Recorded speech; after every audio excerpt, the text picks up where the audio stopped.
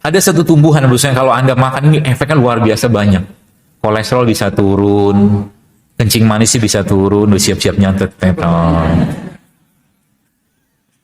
Diabetes Anda pun bisa hilang dengan itu. Insya Allah. Ya. Terus apa lagi ya? Darah tinggi mah jelas bisa turun insya Allah. Jadi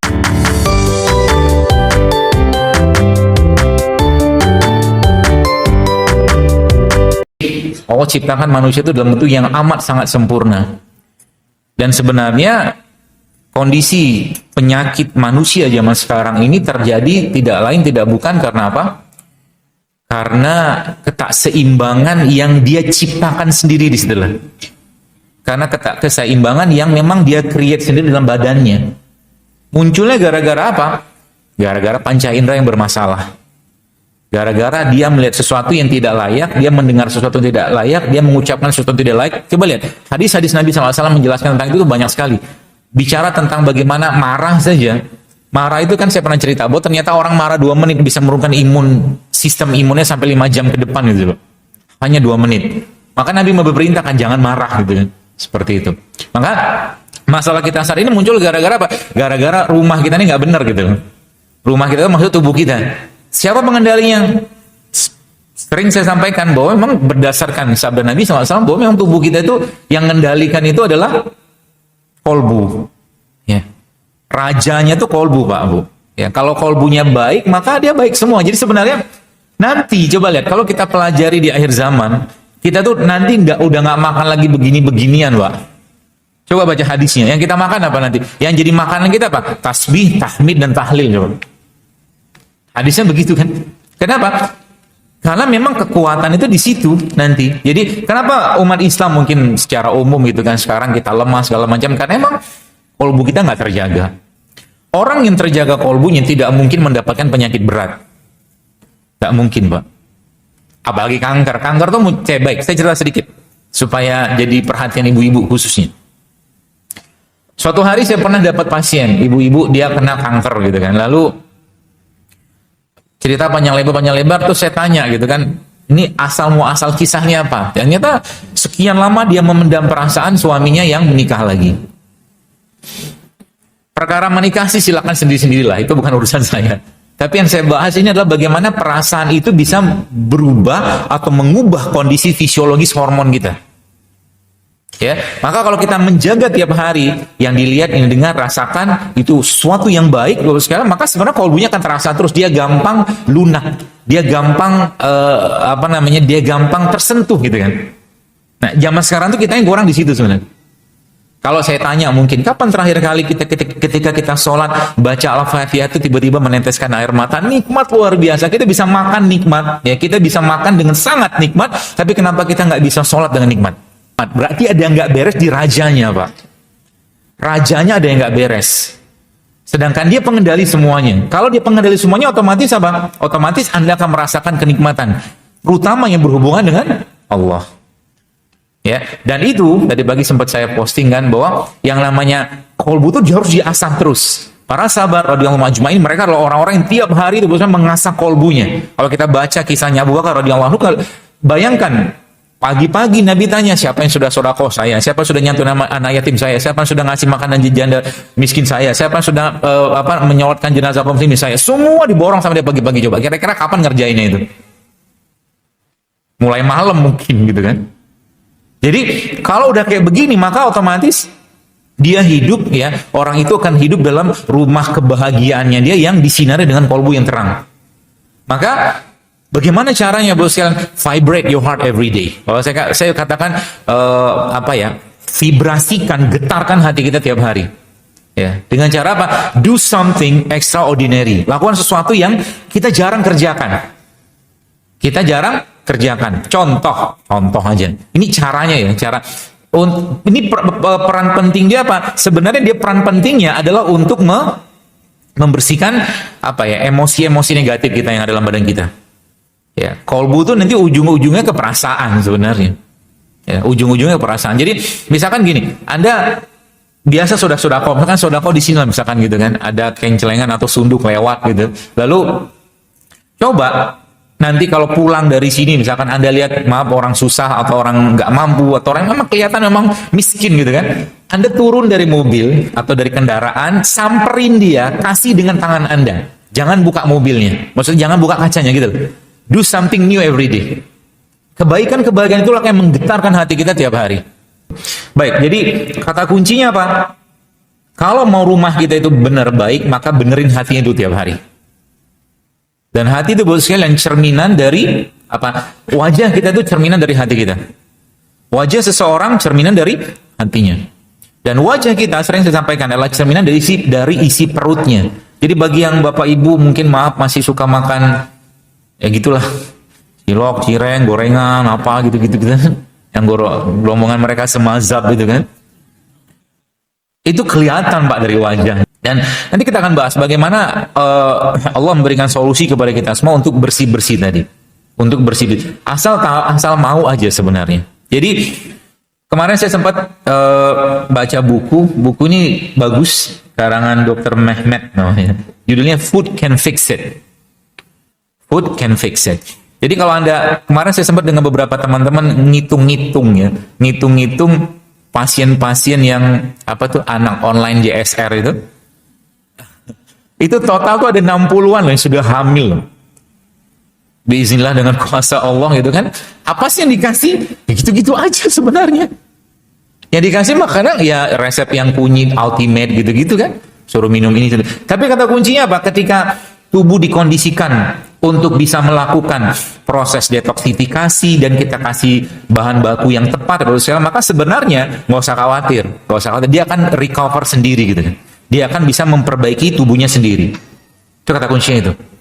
Ya makanya ilmu kayak begini atau mungkin hal seperti ini memang tidak dibahas di dunia modern saat ini. Bahkan di dunia pengobatan dan kedokteran juga dibahas. Kenapa? Iya, karena beda konsep gitu kan. Saya dulu pernah waktu ayah saya kena namanya hematemesis melena. Jadi dia BAB darah gitu kan, BAB darah karena mah kronis luar biasa. Kemudian sempat dirawat di rumah sakit. Akhirnya di rumah sakit dia dirawat sama dokter penyakit dalam. Saya pun ngerawat beliau. Tapi ada beberapa yang situ, ini kalau tahu ilmunya sih jangan, kalau nggak tahu jangan. Ya tempat diinfus segala macam tadi, tapi ada beberapa obat yang saya nggak mau. Saya bilang, saya jangan masukkan itu ke badan. Dan saya tantangan aja, saya akan bertanggung jawab. Yang penting saya butuh infusnya aja, saya bilang. Ya dengan kondisi beliau seperti itu, infus sudah mulai membaik gitu kan. Lalu apa yang terjadi? Saya kasih dia apa coba? Ada satu tumbuhan misalnya kalau Anda makan ini efeknya luar biasa banyak. Kolesterol bisa turun, kencing manisnya bisa turun, udah siap-siap nyantet teton. Enggak lah. Saking keponya. Jadi saya kasih bahannya. Dan indikator kan pertama saya lihat BAB-nya berdarah, kemudian menghitam karena kalau sudah menghitam berarti pendarahan bagian bawah tuh. Kalau bagian atas biasanya merah gitu kan. Seperti itu teorinya begitu. Terus saya kasih tiap hari sebanyak mungkin saya kasih itu ke beliau tiap hari dan subhanallah akhirnya mulai hitamnya sudah mulai kurang, kemudian dia punya konsistensinya gitu kan, sudah mulai membaik, akhirnya bisa recover. Yang saya kasih apa? Lidah buaya, hanya lidah buaya. Dan itu obat wasir juga, orang hemoroid gitu kan, ambeien, masya Allah kan luar biasa kan. Caranya gimana? Ada saya bikin caranya di IG, nggak salah lidah buaya JSR hashtagnya, nanti bisa dilihat. Tapi secara umum banyak kok yang, jadi bukan lidah buaya yang sudah jadi kemasan gitu ya, bukan. Lidah buaya, kalaupun pakai yang kemasan, itu kan sudah bisa dikasih gula tuh. Biasa kasih gula, kasih askorbat, apa segala macam gitu kan. Itu kan dicuci lagi pakai air matang gitu kan, supaya dia clean lagi, bersih lagi. Lebih gampang lagi kalau Bapak Ibu beli sendiri yang masih panjang gede gitu, yang berpontianak gitu kan. Itu diolah sendiri, saya bisa ngolah. Biasa saya pernah diajarin sama orang Pontianak cara ngolahnya gitu kan. Tapi di IG juga ada kok. Jadi nanti dicuci, nanti direndam sebentar pakai air kapur, nanti direbus lagi selama jam, nanti dia hilang getahnya. Itu bisa dimakan. Dicampurkan dengan apa? Banyak banget toppingannya. Anda bisa bikin wedang pakai lidah buaya tadi dipotong-potong gitu ya. Itu. Kemudian kasih rumput laut juga boleh ya. atau kasih pandan juga boleh. Terus Anda bukalah lapaknya. Ya, seperti itu. Jadi itu pengalaman begitu. Jadi dia sendiri, bosan kalau kita sedikit ngomong tentang lidah buaya. Jadi menariknya adalah bahwa apa-apa yang Allah ciptakan di alam semesta ini itu dia punya peran yang sifatnya multifungsi gitu kan. Contoh, sering saya sampaikan tomat misalkan, tomat itu kan kita tahu bahwa tomat itu isinya lycopene, salah satunya ya. Lycopene itu anti kanker yang ada pada tomat. Tapi kalau Anda tanya sama saya, dokter, misalkan ada orang misalkan diizinkan dengan izin Allah sembuh setelah makan tomat, tapi tomatnya organik ya, bukan tomat pestisida ya. Karena kalau udah tomat pestisida, biasanya pestisidanya lebih jagoan daripada isi tomatnya gitu, bikin masalah. Ya, jadi kalau Anda tanya sama saya, misalkan ini tomatnya apa yang membuatnya berperan sebagai anti kanker? Maka jawaban saya semuanya. Kita nggak boleh ngomong satu bagian tomat itu aja, nggak bisa. Ya, jadi tembakau itu sebenarnya bisa sebagai anti kanker. Nanti coba di browsing, namanya Divine Cigar. Jadi tembakau yang divine itu nanti dibikin nano selama itu, penelitian dilakukan oleh salah satunya oleh teman saya seangkatan. Itu ternyata tembakau itu ketika dikelola dengan baik, dia justru malah bisa kita gunakan sebagai anti kanker. Bahkan diolah dalam bentuk rokok. Tapi bukan rokok yang dijual. Dia lintingan biasa, tapi dia asapnya itu mengandung antioksidan. Keren kan? Bisa Pak, saya pernah nyobain rokoknya. Tapi bukan rokok, tapi saya memang nggak biasa ngerokok, ngisep sekali. Dia udah 6 tahun, jadi dia kalau batuk pilek, teman saya itu dia merokok. Rokok dia ya. Dan dia seorang doktor, yang mungkin calon profesor juga, dan dia teliti itu selama sekian tahun gitu kan. Jadi kalau neneknya batuk pilek, belum ngerokok sama dia. Serius. Tapi bukan rokok di sana gitu kan. Jadi Rabbana ma khalaqta hadza batila. Kenapa katakanlah tembakau jadi masalah? Karena memang dipisahkan Pak Bu. Nikotinnya, tarnya. Jadi kalau dia masih dalam komponen utuh kayak begini, inilah jadi kalau pengen makan ini apa nih? Seledri. Seledri kan? Kalau laki-laki nggak tahu seledri, jangan nikahi. Laki-laki yang baik itu bisa masak. Seledri ini kan isinya banyak, termasuk cilantro. Cilantro mungkin mirip-mirip satu spesies sama dia gitu kan, cilantro itu termasuk salah satu tumbuhan yang bisa berperan sebagai pengikat logam berat. Pengikat logam berat. Mungkin Anda bertanya, saya dapat logam berat dari mana? Kalau Anda punya mood swing setiap hari, mood swing itu baperan. Kemungkinan besar Anda terkontaminasi logam berat. Tidak percaya. Coba list dari pagi berapa bahan kimia yang masuk. Sabun, sampo, odol. Banyak kan? Gitu. Jadi mood swing itu salah satu tanda orang yang saya pahami dari sisi ilmu ini ya. Salah satu tanda orang-orang yang terkontaminasi logam berat. Ya, yang paling sering terkontaminasi siapa? Perempuan. Karena Anda sering pakai kosmetik seperti itulah yang masih pakai sih. Baik, jadi gitu. Jadi lycopene. Jadi kalau misalkan kita bicara misalkan kunyit tuh Pak. Misalkan kunyit saja ya. Maka sebenarnya orang-orang yang rutin mengkonsumsi kunyit tidak tiap hari sekalipun, sebenarnya peran pada kunyit itu luar biasa besar. Jadi kalau kita lihat di penelitian tentang penelitian tentang kunyit itu banyak banget. Sayangnya di Indonesia orang belum familiar dengan ini. Coba lihat Rested Ultimate yang saya share itu sebenarnya itu sudah diteliti sebenarnya. Jadi sekarang itu ada satu aplikasi. Jadi kalau sekarang zaman dulu kan kalau kita mau teliti satu kita harus pakai tikus atau manusia. Jadi sekarang itu ada namanya in silico. In silico itu jadi misalkan gini, saya sekarang mau gabungkan antara kunyit, jahe, kayu manis, kunyit, jahe sama jeruk nipis bahkan sama asam. Saya campurkan dalam satu bank data di laptop gitu kan. Nanti saya masukkan datanya, bukan saya masukin, ada teman saya masukin. Tak. Nanti ketahuan tuh antioksidan begini. Makanya banyak banget yang minum Ultimate kunyit itu perubahannya luar biasa karena itu sudah diriset sebenarnya. Cuman saya nggak share aja. Jadi ketika dia ketemu tek tek tek tek gini, dia jadi komposisi yang luar biasa. Ya, kata kuncinya apa? Kata kuncinya memang ada jenis-jenis tumbuhan atau mungkin produk ciptaan Allah ini memang dia kemampuan kerjanya itu luar biasa.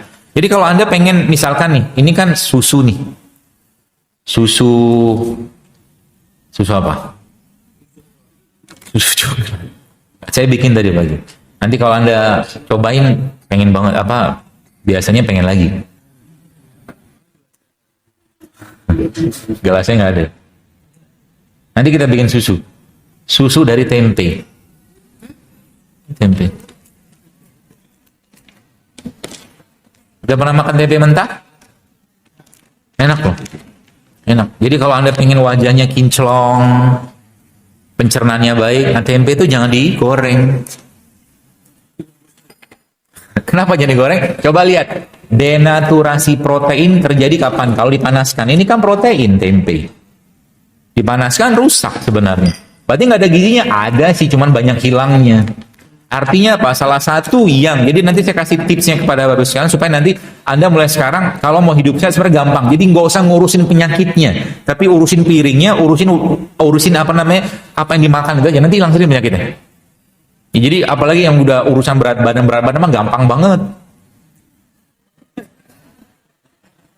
diturunkan. Ya berat badan itu gampang banget diturunkan kalau mau gitu kan. Caranya gimana? Mulai latihan pagi-pagi nggak usah sarapan. Mau nggak pagi-pagi nggak usah sarapan? Mau. Jadi emang pagi-pagi nggak boleh sarapan. Sarapan tuh nggak tepat sebenarnya. Kenapa? Memang pagi-pagi itu baik gini. Kita lihat, saya pernah share bahwa ada hormon dalam tubuh kita disebut dengan grelin sama leptin. Grelin itu hormon lapar, leptin itu hormon kenyang gitu lah. Jadi seimbang tadi. Nah, pagi-pagi itu justru pagi-pagi itu si grelinnya, hormon lapar tuh lagi rendah-rendahnya. Maka sarapan itu sebenarnya tidak usah banyak. Kalaupun Anda pengen makan yang bisa membantu pembuangan. Karena bagi-bagi kita lagi buang-buangan. Apa yang terjadi kalau seandainya orang itu makan banyak, misalkan nasi uduk, nasi goreng, kupas sayur, lontong gitu kan pagi-pagi. Ngantuk kan? Ngantuk, pasti ngantuk. Latihan, pagi-pagi nggak usah sarapan. Yang diminum apa? Air anget aja. Ya, air anget, minum air anget. Habis itu pergi ke kulkas, lihat kulkas isinya apa. Balik aja sama. Ya. Kalau Anda sudah bisa mengontrol lapar, Anda jadi pemenang, Pak. Ya. Kalau sudah bisa menjadi, nanti latihannya gini, saya kasih tahu latihan. Jadi blender itu kan kalau dipakai lama-lama juga rusak kan, sama kayak badan kita. Jadi kalau mau badannya sehat, usahakan mulai sekarang jangan sering makan, itu kata kuncinya. Saya seharian kemarin nggak makan, alhamdulillah.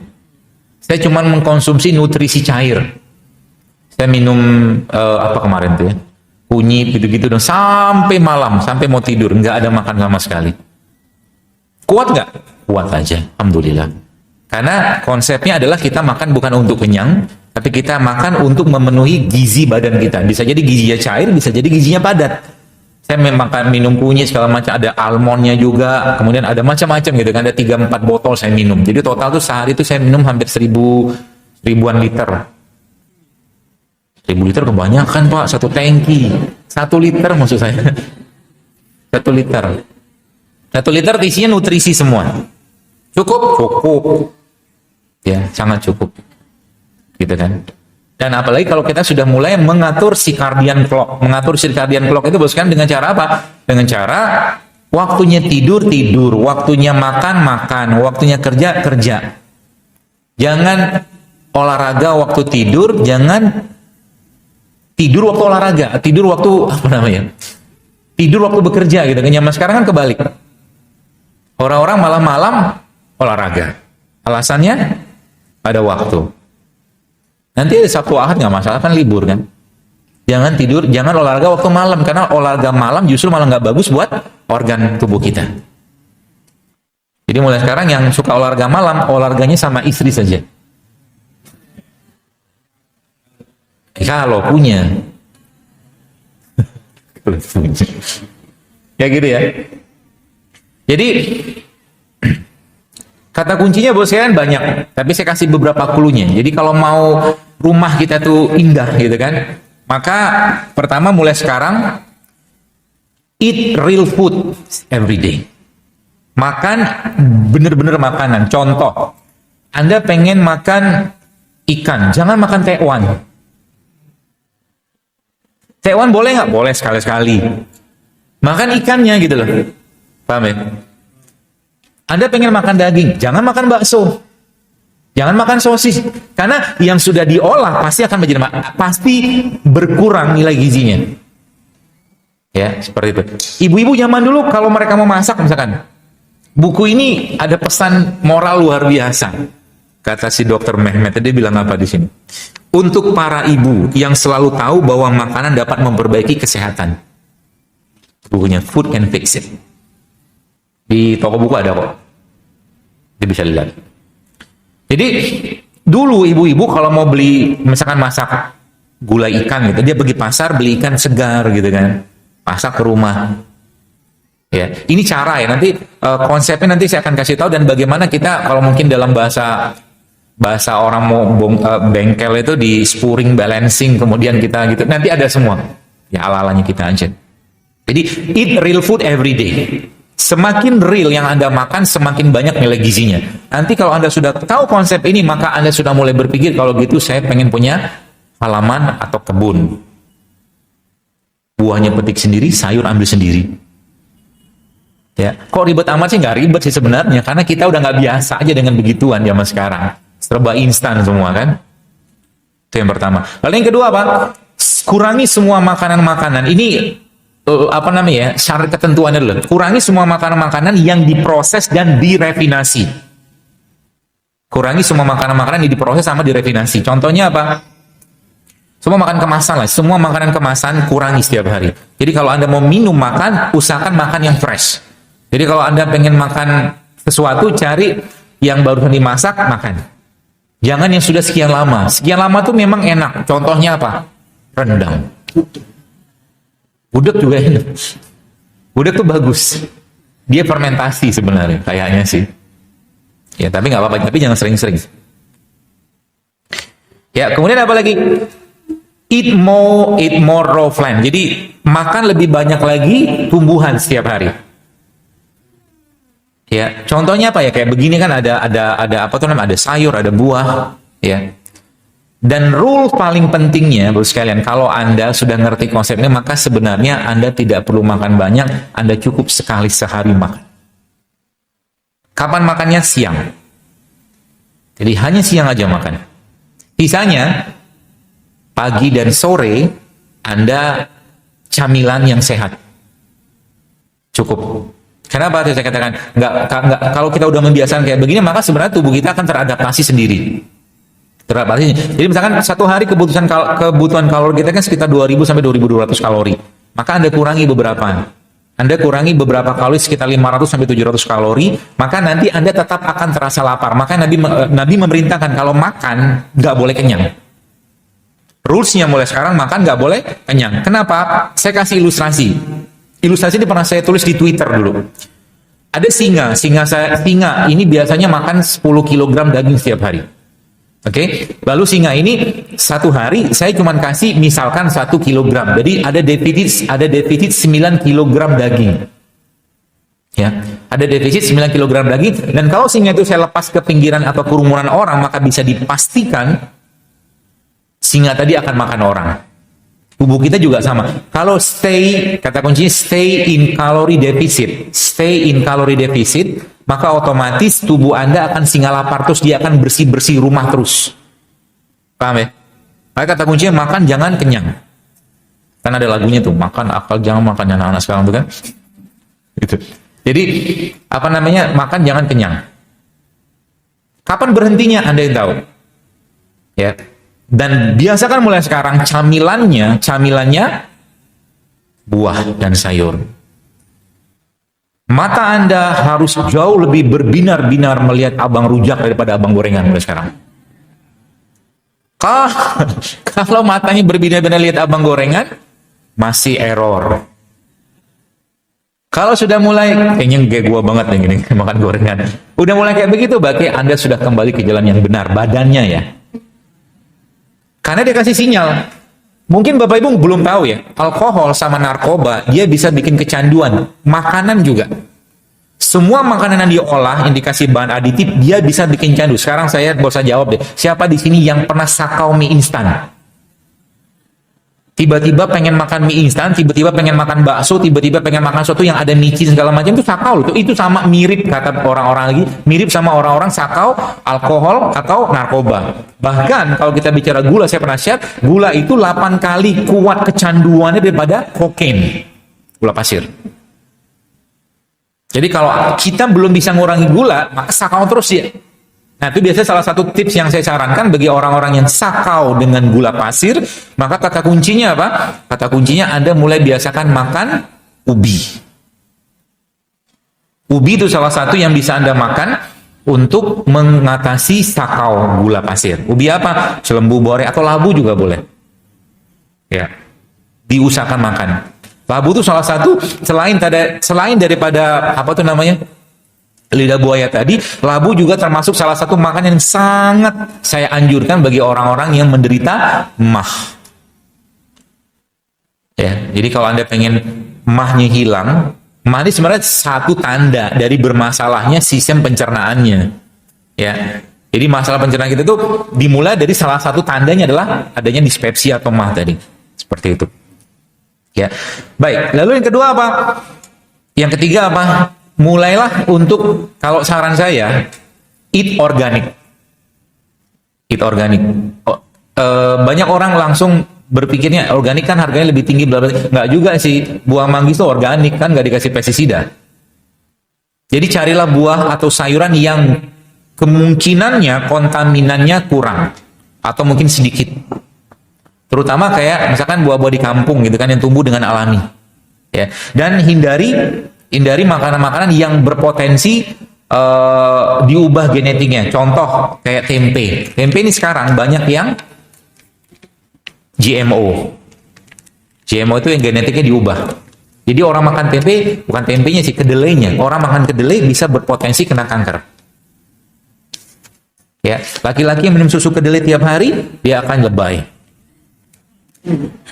Ada hubungan? Ada. Karena kedelai salah satu produk kacang-kacangan yang tinggi estrogennya. Jadi laki-laki yang banyak makan kedelai, dia lack of leadership kalau guru saya bilang. Kekurangan leadership, takut nikah lagi. Contohnya salah satunya. Ada hubungan sih. Laki-laki itu makannya apa? Kambing, habatus sauda, susu onta, itu yang dimakan. Jangan bawa tas jepit di ketiak. Ya, jadi itu. Kemudian banyak lagi, ya. Terutama seedless fruit, don't eat. Kalau buahnya nggak ada biji, nggak usah dimakan.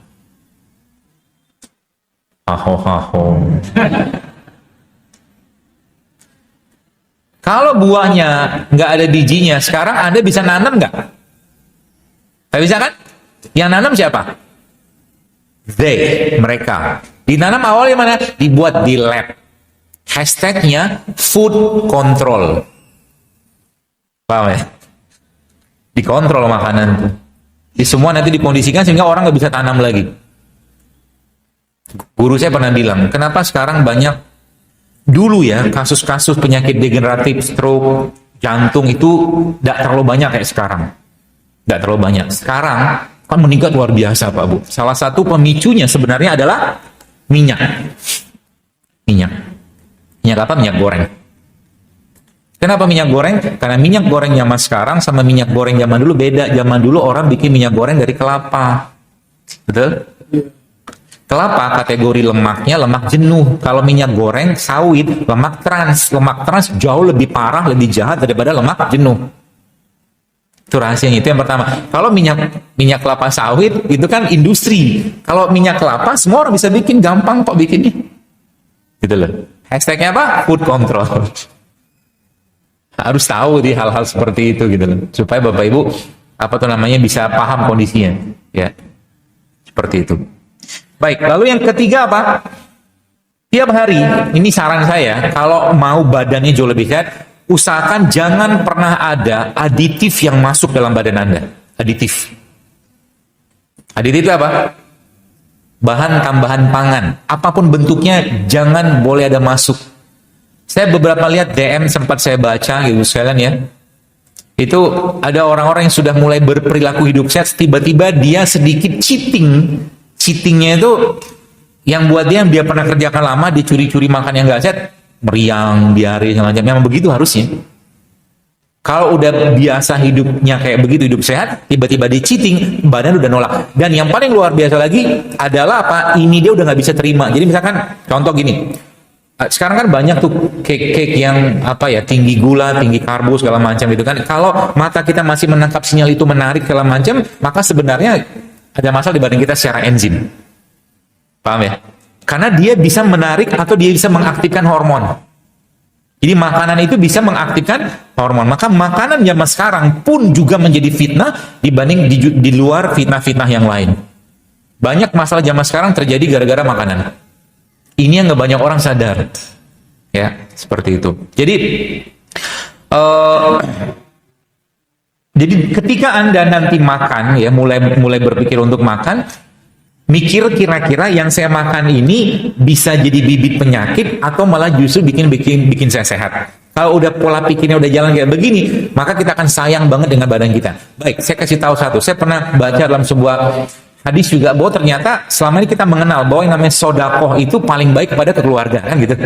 Tapi tidak kalah pentingnya, ternyata Rasul mengajarkan juga bahwa sodakoh itu tidak kalah pentingnya juga sodakoh untuk diri kita. Jadi misalkan Anda makan kacang almond, misalkan gitu toh, mungkin harganya sedikit lebih tinggi dari harga kacang biasa, tapi itu sedekah untuk badan kita. Baik banget. Gitu. Walnut segala macam. Jadi berikan yang terbaik. Sama juga kalau Anda punya mobil bagus gitu kan, atau mungkin apapun lah kendaraan rumah yang bagus, mas pasti dirawat dengan baik. Kenapa? Pertanyaan itu kenapa kita tidak merawat badan kita dengan baik gitu loh. Masih dengan enak-enaknya, dengan suka-sukanya masukkan yang tidak sehat ke sana. Jadi saya suka bakso, tapi dulu, sekarang udah nggak lagi. Apalagi ya bakso kebanyakan banyak nggak sehatnya. Kadang-kadang saya makan, ya. Saya makan mie, tapi tidak mie ayam, mie yang lain. Pun kalau ada mie, saya cari mie yang bisa tidak terlalu cheating gitu kan. Selera itu tetap kita jalani, tapi ingat apa? Ingat kita yang atur. Anda mulai atur kapan harus makan, kapan harus minum, kapan harus berhenti gitu. Jadi kita yang mengadjust badan kita. Ya. Sehingga nanti kata kesimpulan quote-nya apa? The true health is not the absence of disease. Jadi kesehatan itu bukan nggak ada penyakit. Secara takdir mau sesehat apapun, mau setidak sehat apapun, tetap takdir Allah pasti kena penyakit gitu loh. Tapi the true health is the presence of vitality. Dia bilang true health itu adalah vitalitas kita meningkat. Tahajud mulai gampang bangun, circadian clock-nya jadi jam berapapun kita bangun atau kita tidur malam, jam 3, jam 4 tetap bangun. Itu udah benar loh. Kalau Anda sudah bisa merasakan circadian clock namanya kayak begitu, maka tubuh Anda sudah mulai benar. Tapi ingat, kalau seandainya tidur jam 8, bablas sampai menjelang subuh, coba cek yang dimakan apa. Karena tubuh kita itu sudah dikondisikan Allah seperti itu, Pak Bu. Dikondisikan Allah untuk apa? Untuk beribadah. Untuk beribadah. Ya, jadi itu yang kesekian. Kemudian apa lagi? Minum air tiap hari. Ya. Teman-teman yang sudah minum infus water, kemarin saya dipanggil oleh seorang ustadz. Dia bilang, tolong antum lihat tuh ibu saya, dia bilang itu kan, itu semuanya aliran Zaidul Akbar semua, dia bilang. Saya bilang, apa nih gitu kan aliran Zaidul Akbar kan? Jangan-jangan saya mau ditahzir lagi. Jurus syiar Rasulullah sekarang nggak usah jurus syiar Rasulullah, ada yang itu jurus syiar rame-rame aja. Saya pergilah ke rumah mertuanya, ternyata benar. Di kulkasnya Bu, semua jenis infus water ada. Dan Ustadz itu bilang ke saya, alhamdulillah, jazakallah khair, dia bilang, sekarang biaya hidup istri saya sudah mulai dikurangi karena mereka udah nggak makan nasi gara-gara antum. Dia bilang. Kata beliau gitu kan, ngurangi itu juga kan. Jadi gitulah gitu kan. Bukan nggak makan nasi putih sih jangan gitu kan, karbo tetap butuh. Jadi jangan terpaku pada nasinya gitu. Anda tetap butuh karbo. Nasi merah boleh, beras merah boleh, kentang boleh gitu loh. Ya, nasi putih aja yang sekarang itu banyak masalahnya. Ya. Jadi air, tiap hari Anda harus minum air. Bagaimana cara minum airnya? Cara paling gampang, setiap sholat Anda minum 1 gelas. Setiap sholat.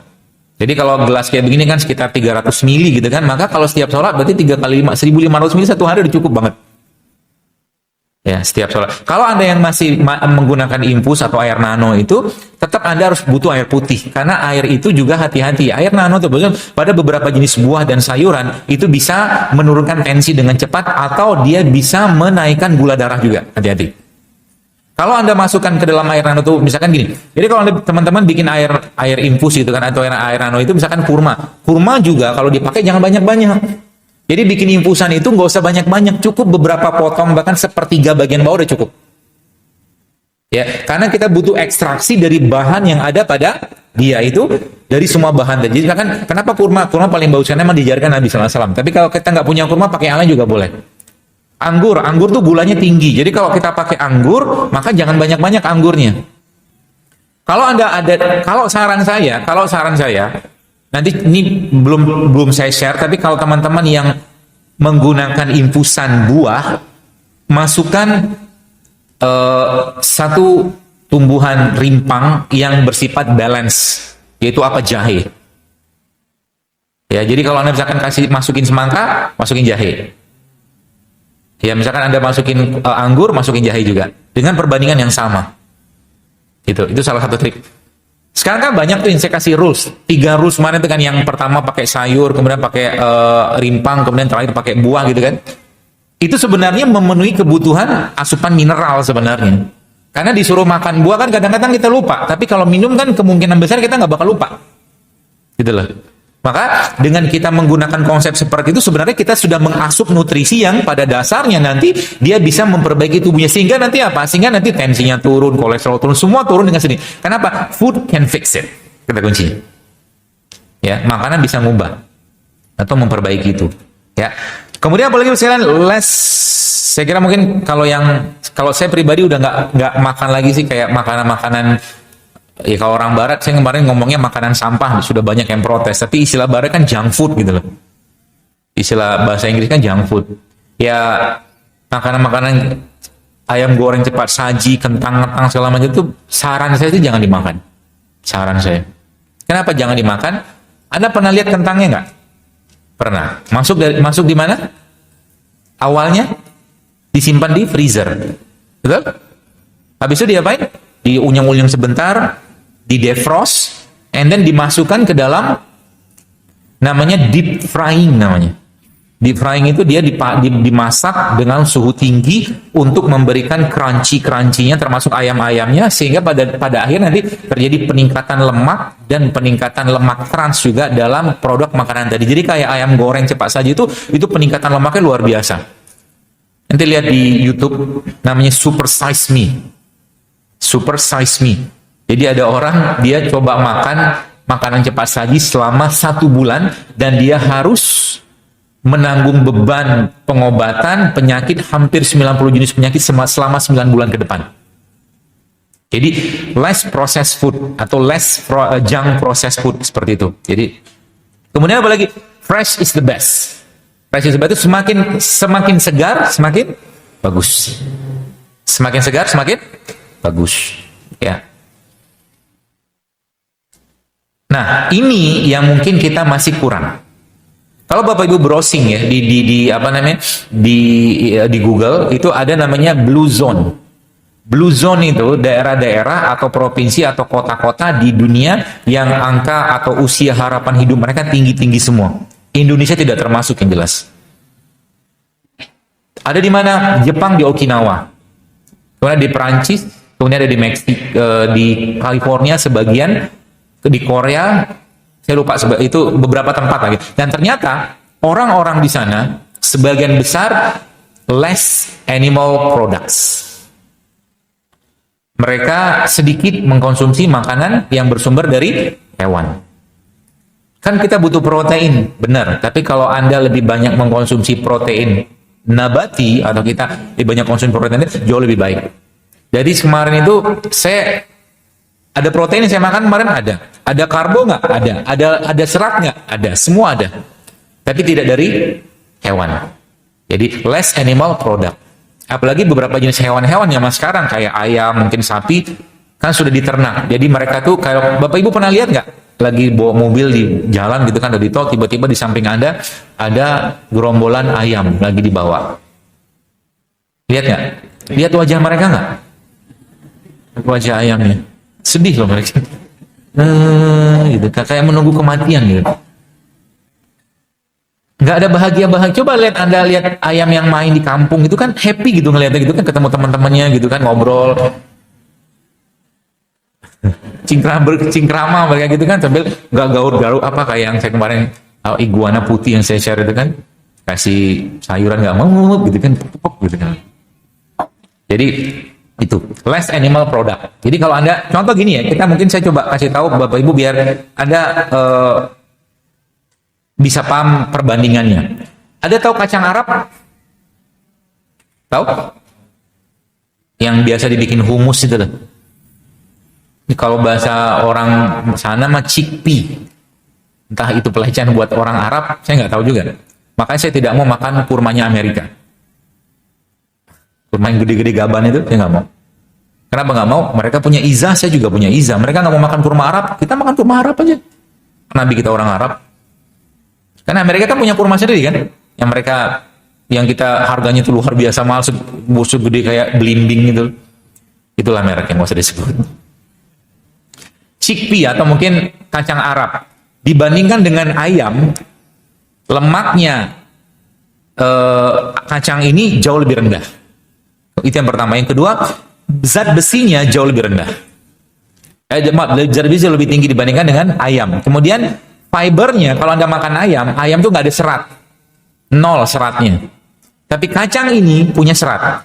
Maka bagi Anda yang susah buang air besar, konstipasi seperti itu, salah satu yang bisa Anda konsumsi adalah mengkonsumsi susu yang tinggi serat. Yang jelas bukan susu sapi. Susu sapi seratnya nggak banyak, banyaknya lemak. Ya, jauhilah susu sapi. Kalau saran saya jauhi susu sapi, apapun bentuknya. Ya, sekali-sekali sih silakan. Kemudian proteinnya kurang lebih sama dengan ayam, cuman yang luar biasa sodiumnya atau garam natriumnya itu lebih rendah di chickpea atau mungkin kacang Arab. Ya, jadi kalau Anda makin pagi-pagi sarapan kan biasa sarapan bubur ayam misalkan, ganti dengan kacang ini. Kacangnya Anda kukus, Anda steam, ya, kemudian Anda ancur-ancurin, masukin nanti kasih zaitun sedikit, kasih garam, kasih kurma sedikit, udah jadi bubur ayam. Ala-alanya kita gitu loh. Biar lupa dengan mantan gitu, dengan mantan bubur. Ya. Nah, jadi bentar.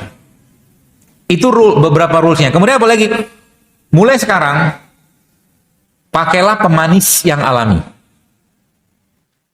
Ya, pemanis alami contohnya apa? Yang jelas bukan gula pasir. Jadi kalau Bapak Ibu banyak yang tidak sadar ketika Anda beli teh dalam botol atau teh dalam kotak atau mungkin jus dalam kotak dalam bentuk apapun, itu gulanya tinggi loh. Itu minuman, tapi yang kita sering lupa adalah kecap, saus, itu tinggi juga gulanya, Pak. Kecap itu saus ya, saus itu banyak gulanya. Ya, makanya mulai sekarang jangan biasa banyak makan saus. Itu caranya gimana? Ya bikin sambal lah. Oh, sudah saya ajarin caranya. Ya, sambal dikasih kurma itu kan enak.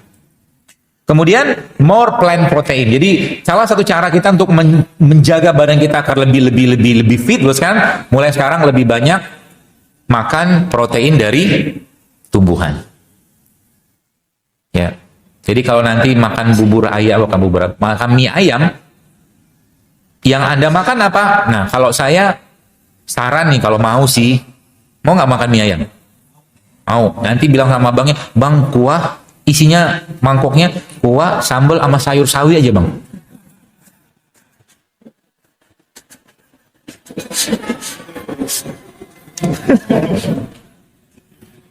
Saya makan soto nggak? Saya makan soto. Isi soto saya apa? Isinya Seledri. Seledrinya sama kuahnya sama ayamnya saya nggak makan. Kadang-kadang kalau ada telur puyuh saya makan telur puyuh sebagian gitu kan. Kalau ada kentang sama. Jadi isinya emang bukan soto kayak bukan soto kebanyakan ya. Jadi kita unik sendiri hal-hal begitu jadi menarik dalam tubuh kita, dalam diri kita tiap hari Ustaz. Jadi makan soto isinya apa? Nasi. Nasinya udah masalah nggak? Masalah. Udah direfinasi, diputihkan, diapain segala macam kan gitu. Habis itu dikasih apa? Soto. Ayam. Ayamnya masalah nggak? Masalah. Tanyalah kepada orang-orang yang kena autoimun, bolehkah dia makan ayam broiler?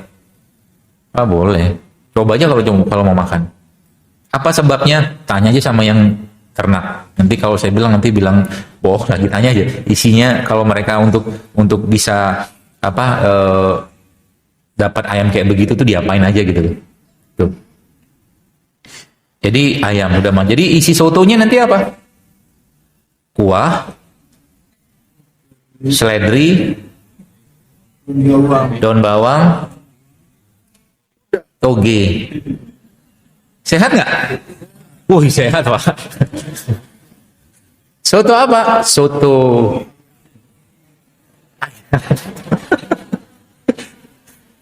Coba deh praktekkan begitu, nanti Anda akan kecanduan loh. Dan habis makan itu Anda akan bahagia. Kenapa bahagia? Kan enzim Pak. Kayak begini ada enzimnya. Ada fitokimianya, fitonutriennya. Makanya orang coba dibandingkan. Nanti coba teman Anda kasih gorengan 5 sama Anda makan rujak. Mana wajahnya lebih cerah setelah makan? Bisa kita bandingkan. Karena good food is good mood. Moodnya dapat dari mana? Dari serotonin, dari triptopan, dan dari mana? Kalau di trace balik ke belakang, maka ujung-ujungnya dari mana? Dari asam amino. Asam amino dapat dari mana? Banyak sumber-sumber protein juga ada, madu juga ada, segala macam buah-buahan juga ada, seperti itulah. Ya, maka semakin bagus makanan tadi, semakin asli, semakin baik, gitu kan. Dan sekitar mulai sekarang, saran saya jangan ada gula di antara kita. Nanti badannya akan, pada awalnya Anda akan sakau. Jadi tubuh kita itu gini. Jadi kalau misalkan kita dulunya A ya, dulu kondisi badannya A, saya kasih gambaran gitu aja. Sekarang B, kemudian aslinya normalnya tuh A. Untuk berubah dari B ke A lagi, kadang-kadang butuh transisi. Ini sebut dengan detox tuh kayak begitu. Ya, tapi kalau kita bisa melewati itu, insya Allah kan kembali normal ke A lagi. Jadi kalau Anda yang dulunya bisa makan telur, sekarang nggak bisa makan telur, ayo berjuang untuk itu. Maksudnya, kenapa nggak bisa gitu? Karena dulu saya bisa kok. Kemungkinan besar ada banyak sampah-sampah di badannya yang bermasalah, yang bikin masalah. Dulu bisa makan udang, sekarang nggak bisa. Kok bisa kayak begitu? Mungkin dari air juga bikin masalah kita gitu loh. Ya, seperti itu. Jadi, itu. Kemudian, avoid, ini yang tidak kalah pentingnya. Avoid, hindari endocrine disruptor. Apa itu endocrine disruptor? Nanti browsing aja. Namanya endokrin. Banyak banget makanan, minuman, bahkan obat-obatan yang sekarang kategorinya endokrin disruptor. Dia pengganggu atau perusak hormon. Paling banyak ada pada apa? Paling banyak ada pada kosmetik. Banyak pada kosmetik. Ya, dari mulai lipstick, dari mulai deodoran, shampoo, ada. Ya, apalagi kayak perempuan kan banyak, termasuk juga kayak pembalut wanita. Hati-hati dengan pembalut wanita. Ya. Bagusnya gimana? Pakai kain aja. Lebih safe. Ada bahan kimia kan? Ada kok yang jual kok ada sekarang. Maaf, pembalut wanita yang pakai kain tuh saya dulu bukan pernah nyoba. Ya pernah berjualan. Gitu kan? Endokrin disruptor banyak pada obat-obatan. Juga banyak. Jadi jangan dikit-dikit. Jadi mulai sekarang jangan dikit-dikit obat. Ya, jangan dikit-dikit obat. Jadi kalau Anda sudah mulai membiasakan gini. Saya kasih ilustrasi supaya Bapak Ibu paham. Sekarang gini, misalkan Anda lagi pusing. Minumlah paracetamol 500 mg. Pusingnya hilang nggak? Hilang. Tapi akan ada efek samping dari situ. Ya, pasti akan ada. Sekarang Anda pusing, lalu misalkan Anda bikin jahe sama kunyit. Paracetamol isinya itu cuma paracetamol doang, Mbak. Dia kerjanya spesifik untuk ngeblok jalur saraf ini gitu, seperti itu. Nah, tapi kalau Anda makan kunyit, mengapa saya katakan sebenarnya herbal itu kerjanya juga cepat, onsetnya juga cepat, asal badan kita bersih. Paham ya? Kalau badan kita bersih, Anda pusing minum jahe sama kunyit, hilang pusingnya kok. Kenapa? Karena dia baik hati luar biasa. Dalam satu kunyit misalkan atau jahe itu ada lebih dari, mungkin kalau kita baca dalam penelitian itu ada puluhan bahan aktif yang ada pada kunyit dan jahe, dan konsentrasinya itu nggak kayak paracetamol yang 500 mg tadi gitu loh. Konsentrasinya cuma 0,0 sekian, ya 0,0 sekian. Berapa persisnya saya nggak tahu, nanti dibaca aja. Makanya ketika dia masuk, ketika kita bicara kunyit itu isinya apa aja? Banyak banget. Dia bisa berperan sebagai antibiotik, anti kanker, anti tumor, segala macam ada. Jadi ketika dia masuk badan kita, dia patroli dulu. Paham ya? Maka bagi orang-orang yang pos-pos badannya sudah clean, sudah bersih, sekarang, maka ketika dia masuk, oh dia udah lihat tuh, oh, ternyata yang masalah di situ. Oke, kita langsung ke situ aja gitu. Pusingnya hilang, paham ya? Herbal tuh kayak begitu sebenarnya. Ini yang banyak orang nggak paham. Makanya kalau teman-teman sudah biasa hidup sehat, sebenarnya bahkan coba nanti kalau waktu Anda pusing, pusing dengan misalkan lemes, paling gampangnya ambil aja garam kayak begini, garam Himalaya kayak begini, atau garam laut atau sea salt itu, masukin air hangat, minum, hilang pusingnya. Kenapa? Beliau ini pembuka pintunya. Beliau ini, garam ini pembuka pintu dari banyak reaksi metabolisme dalam badan kita. Nah, kemarin ada saya share kan bahwa orang-orang sakit mah itu sebenarnya justru malah kasih garam, terus makan garam, hilang mahnya. Kenapa? Dia bisa memperbaiki pencernaan juga, ya. Kemudian dia bisa, kalau bahasa itu tuh dia unlock, ada banyak reaksi metabolisme yang bisa di unlock sama ini. Makanya ini kan ada garam nih saya masukin. Isinya apa ini? Ada kurma, ada madu, ada almond, ada walnut. Anda minum ini Pak tiap hari Pak, Masya Allah Pak, habis duit.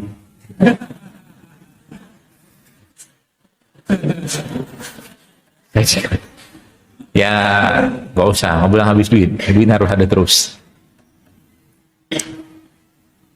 Minum kayak begini tiap hari, BAB akan lancar, otak kita akan terang benderang. Ada satu hal yang Bapak Ibu perlu pahami dalam dunia tumbuhan. Saya pernah diskusi ini dengan seorang teman saya, namanya Doctrine of Signature. Doctrine of Signature maksudnya sesuatu yang ada pada tubuh kita yang sifatnya organ atau apapun, maka dia bisa berkorelasi dengan bentuk yang Allah ciptakan di alam. Cara paling gampang, kalau Anda nggak paham apa manfaatnya. Contoh, Anda lihat walnut. Walnut itu kan bentuknya kayak otak. Betul? Kacang walnut itu bentuknya kayak otak.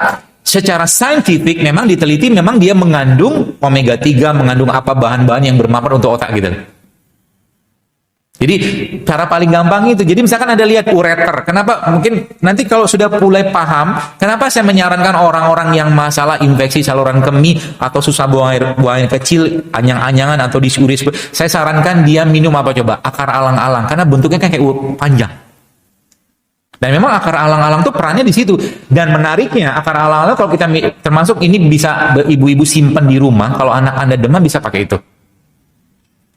Jadi kalau lagi demam itu kata kuncinya apa? Perkuat imunnya dulu.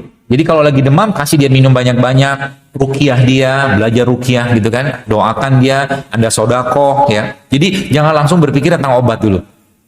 Anak saya kalau demam, yang saya kerjakan pertama kali biasanya apa? Saya ngambil handphone. Buat apa? Buat sodakoh. Ya, dengan wasilah itu kita minta sama Allah agar Allah sembuhkan. Lalu dari situ biasa apa yang saya kerjakan banyak biasanya. Jadi herbal pun biasa terakhir banget. Biasa saya kasih apa? Saya kasih dia madu sama jeruk nipis. Perannya apa? Karena dia berperan sebagai prebiotik ke pencernaan. Kalau prebiotik dapat, maka insya Allah perutnya bagus, karena 80% sistem imun kita ada di pencernaan. Itu sebabnya kalau Anda ada masalah pencernaan, makan tempe tiap hari hilang. Tapi tempenya jangan digoreng. Pagi-pagi, bos sekalian, caranya Anda bikin bubur tempe. Tapi tidak seperti bubur bayi ya, bubur tempenya ada apa hancur-hancurin gitu nanti, atau di blender sedikit, jangan terlalu kasar, jangan terlalu halus, nanti Anda tambahkan kurma sedikit, tambahkan zaitun sedikit, tambahkan jeruk nipis sedikit. Enak loh itu. Coba aja sama saya, tambahkan madu sedikit. Enak. Jadi tetap kita butuh enak, nggak usah masalah gitu. Jadi kita bisa bikin masakan yang enak kok. Ya jadi itu. Kemudian, nah ini dia nih, yang banyak orang belum tahu. Mulai sekarang saran saya, carilah kalau ketemu sih ya, carilah pasta gigi atau bahan-bahan yang ada pada kosmetik itu yang non fluoride. Non fluoride. Kenapa non fluoride? Nanti lihat aja di browsing apa masalahnya kalau terlalu banyak. Jadi saya di rumah pakai pasta gigi nggak pakai. Cuman kalau saya pakai pasta gigi saya di rumah yang masih ada fluoride-nya, saya akan pakai dengan ukuran beras dibagi 3. Itu sudah cukup. Ya, karena fluoride banyak masalah di fluoride. Ya, saran saya cari yang bebas fluoride. Mudah-mudahan ada produsen yang mau sudah bikin fluoride. Kalau di Malaysia sebenarnya sudah ada yang bikin non fluoride toothpaste, ya, seperti itu. Yang mengerikannya di negara-negara seperti Amerika itu fluoride-nya dimasukkan ke dalam air minum. Jadi air kerannya itu ada fluoride-nya. Fluoride kategorinya kalau kita lihat di susunan daftar logam itu dia masuk ke logam berat. Dia masuk ke kategori ke logam berat. Ya, apalagi fluoride yang sintetik ya. Kemudian less plastik. Jadi mulai sekarang biasakan untuk jangan suka beli minuman-minuman plastik atau minuman dari plastik segala macam. Usahakan Anda punya tumbler sendiri di rumah. Ya, minum. Jadi kita juga membantu bumi juga untuk tidak berlimpah dengan plastik ya, dan meminimalis juga bahan namanya BPA yang ada plastik itu. Termasuk bagi Anda yang suka bakso, beli bakso.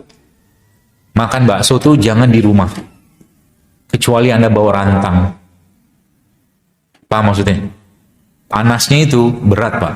Apalagi beberapa pedagang itu habis kan kuahnya gitu kan, kuahnya itu masukin ke plastik. Habis itu yang pedagang yang sudah teredukasi biasa mereka menggunakan kantong kresek yang merah atau putih. Tapi yang belum teredukasi dia pakai kantong kresek yang warnanya hitam. Semua bahan-bahan plastik itu, apalagi kalau kena panas, dia karsinogenik. Apalagi styrofoam. Karsinogenik banget. Jadi kalau nanti beli apapun ya, termasuk kalau bubur ayam sekarang kan pakai styrofoam. Di atas styrofoamnya dikasih apa? Plastik. Iya kan? Jadi yang kita makan itu ya banyak masalah nanti ke depannya. Gitu. Ya. Kemudian quality over quantity. Ini yang tidak kalah pentingnya. Sebenarnya ini kata kuncinya adalah mulai sekarang jangan sering-sering makan. Makan cukup sekali sehari tapi bergizi dan berkualitas. Sehingga nanti tubuhnya terkondisikan seperti singa lapar tadi Pak Bu. Kalau sudah terkondisikan seperti singa lapar, apa yang terjadi? Maka insya Allah tubuh akan mendetok dirinya terus-menerus. Ya, tubuh akan mendetok dirinya terus-menerus. Kita perlu nggak di spurring balancing spare service tune up? Perlu. Service tune up-nya kita apa? Rasul mengajarkan puasa Senin Kamis, puasa ayam ubid, atau berbekam setiap bulan. Itu tune up-nya kita. Ini kalau kita kerjakan pola-pola sederhana sebenarnya Pak Bu, kalau kita mau kerjakan gitu kan, sebenarnya dan itu efeknya luar biasa. Ya, termasuk kenapa orang tidak mendapatkan efek dari senyuman itu sesuai dengan yang dirisetkan. Jadi secara riset memang senyuman itu bisa memberikan efek menstimulus hormon. Syaratnya apa? Ada waktunya. Minimal 20 detik. Gitu loh, senyum gitu. Baru dia keluar. Kenapa baru keluar? Karena mungkin blokade saraf atau hormon itu kebanyakan ketimpa sama gorengan, cilek, cilok gitu loh. Jadi susah banget senyumnya gitu loh. Kenapa di situ? Karena emang mereka tadi mengganggu sini. Ya. Kalau kita bicara pada kategori perut sekarang, maka gini.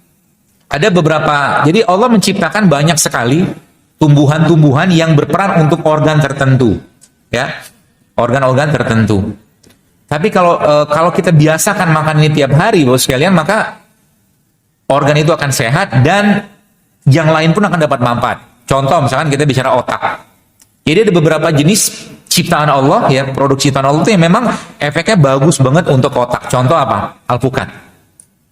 Alpukat itu kalau kita mulai rutinkan, jadi kalau makan alpukat caranya Anda ngetehnya pakai biji alpukat.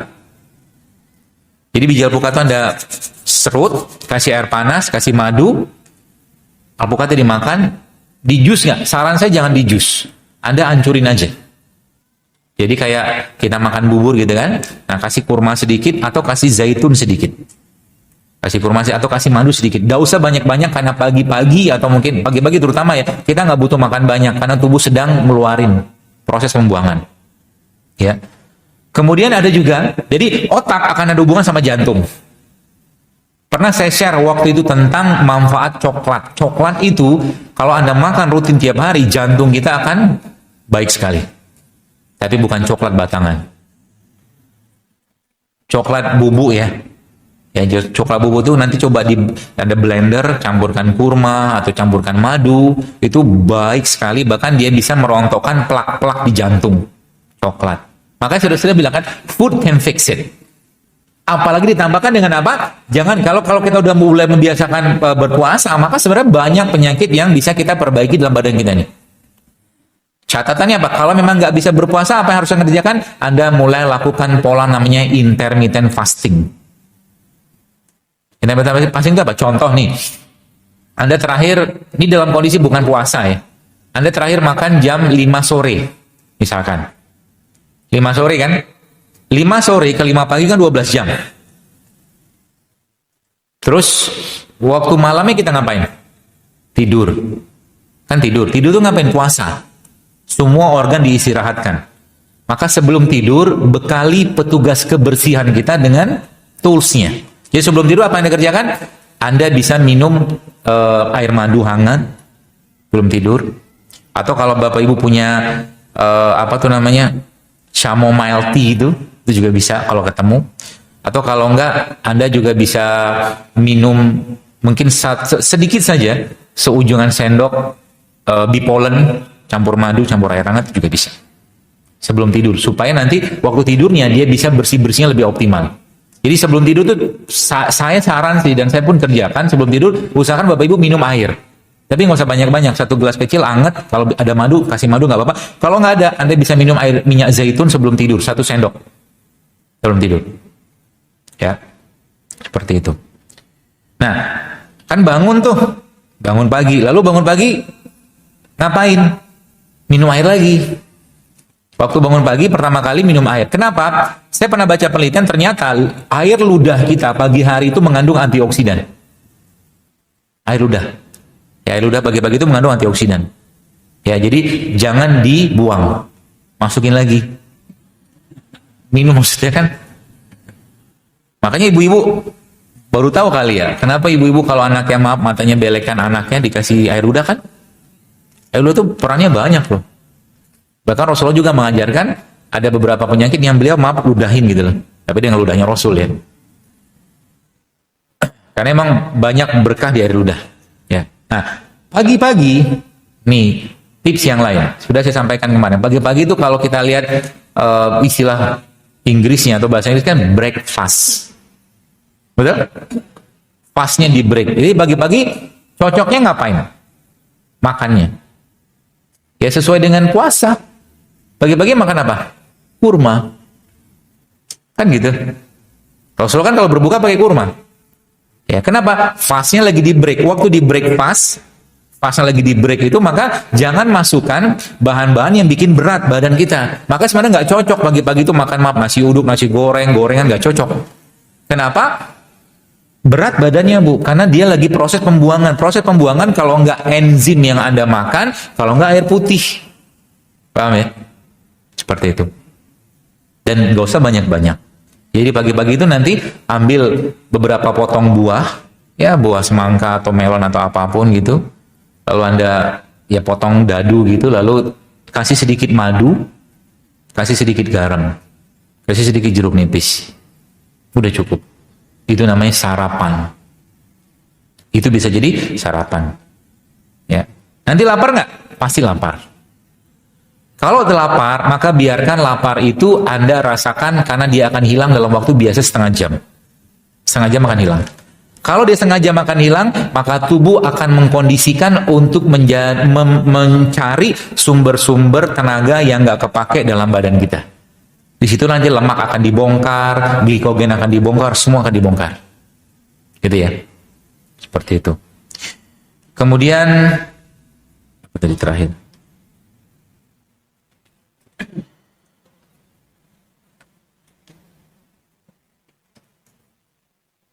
Ya, jadi terakhir dari quality over quantity. Jadi pagi-pagi, jadi malam kita ngapain? Malam tuh sebenarnya bagus nggak kita makan? Sebenarnya kurang bagus. Secara hormon, malam-malam itu sudah ketika matahari tenggelam ya, tubuh kita sudah tidak menangkap sinar matahari, maka yang bekerja adalah hormon relax. Kalau udah relax, jangan lagi bebani dengan makanan. Jadi kalau Anda pengen badannya lebih sehat mulai sekarang, jangan makan waktu matahari sudah tenggelam. Gitu. Jadi pagi-pagi supaya bisa bersiap untuk makan, maka apa yang Anda kerjakan pagi-pagi? Bangun tidur, lihatlah matahari. Sebab ketika matahari ngelihat, maka otomatis kita punya hormon akan switching dari yang dari parasimpatik menjadi simpatik. Jadi akan berubah menjadi hormon yang sesuai untuk keadaan siang. Ya, maka pagi-pagi jangan tidur, nikmati matahari, karena antara waktu subuh sampai waktu syuruk itu waktu tertingginya kadar nitrik oksid atau kadar antioksidan yang ada pada udara. Jadi waktu subuh jangan tidur. Ya. Tidurnya kapan? Kalau capek misalkan habis sholat malam, tidurnya habis duha. Baru tidur. Ya, syuruk itu mungkin kalau sekarang kan jam-jam 6-an lah ya. Jadi tunggu sebentar, jangan tidur waktu itu karena sayang banget itu waktu itu tidur, ya. Itu ya, Bapak sekalian pola-polanya. Dan yang tidak kalah pentingnya sebenarnya adalah puasa itu sebenarnya saya pernah baca dalam sebuah tulisan seorang dokter, ternyata dia bisa memperbaiki DNA. DNA seseorang itu bisa di recover back atau diperbaiki kalau orang itu puasa. Maka saya itu bisa, kalau saya boleh membayangkan gitu kan, kalau seandainya umat Islam ini rajin berpuasa atau makannya nggak banyak, harusnya kita menjadi umat yang paling kuat. Ya, jadi makan nggak banyak, makan seadanya gitu ya. Kalau sekarang kan justru malah berlebihan, harus kita akuin kita berlebihan dalam urusan makanan. Ya, sehingga akhirnya fenomena kegemukan di mana-mana dan angka penyakitnya sudah tidak bisa dibohongin lagi. Ya, kalau sekarang kita mau lihat kenapa sekarang penyakit banyak, karena kita tidak makan seperti makannya orang tua kita zaman dulu. Betul? Betul, Pak. Kita tidak makan seperti saya kemarin ketemu dengan siapa lagi saya lupa. Dia cerita itu orang tua beliau itu subhanallah sampai dari umur dari kecil gitu kan, dari balik mungkin sampai umur 80 tahun itu benar-benar tidak pernah menyentuh sama sekali makanan-makanan kayak ya sosis, pizza, nugget gitu. Itu yang benar.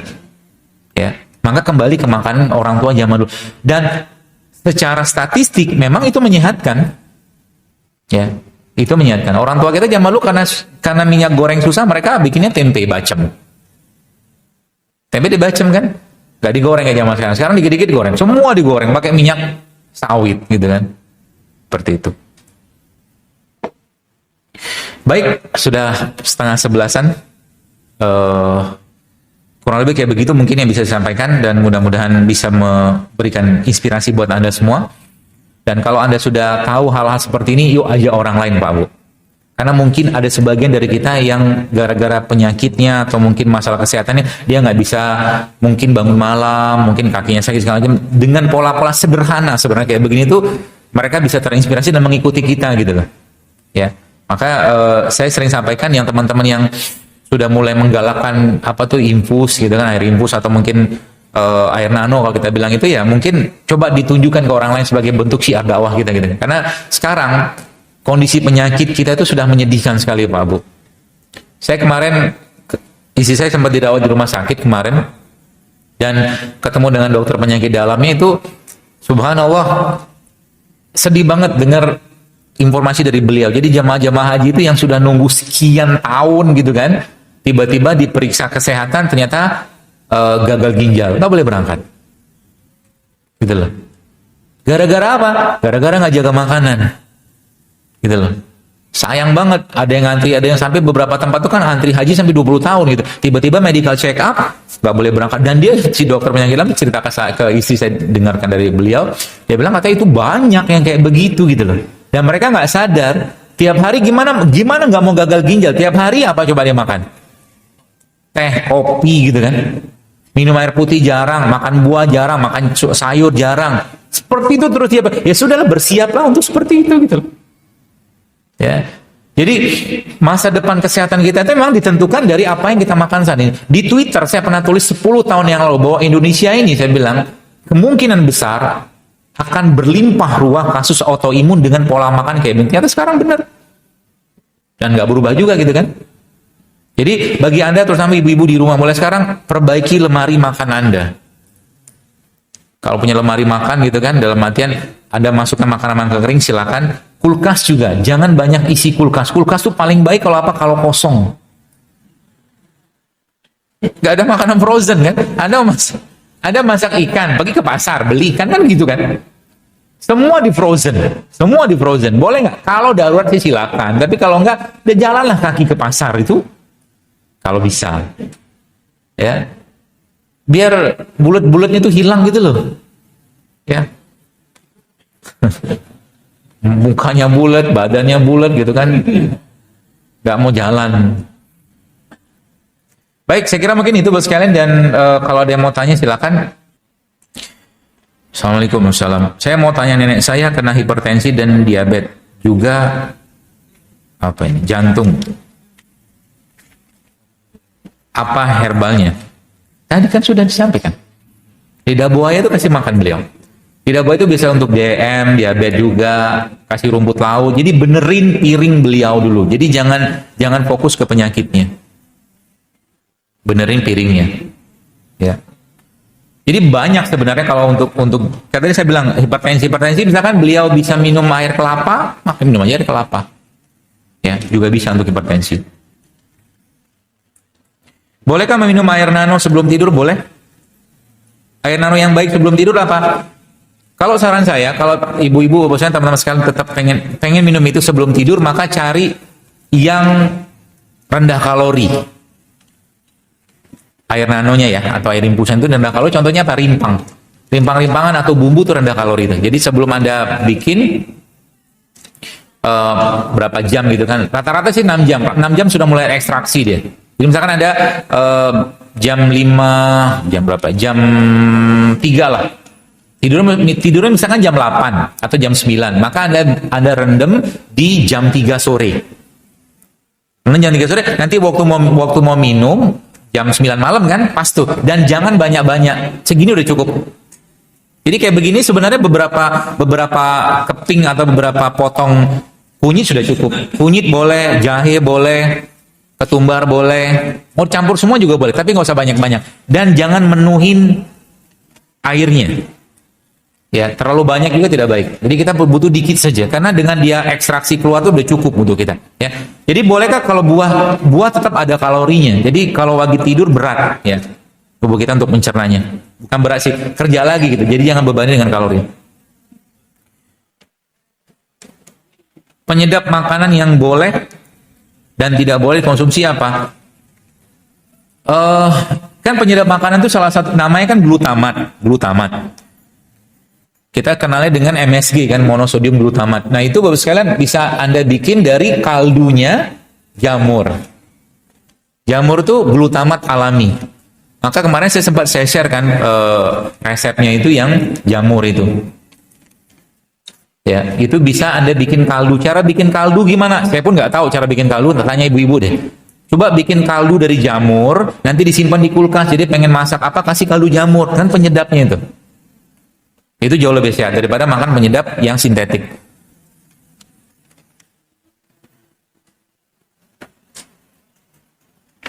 Ayah saya awalnya vertigo, pengaruh bagian telinga dalam. Sampai sekarang beliau susah untuk tidur tiap malam, sangat susah terpejam.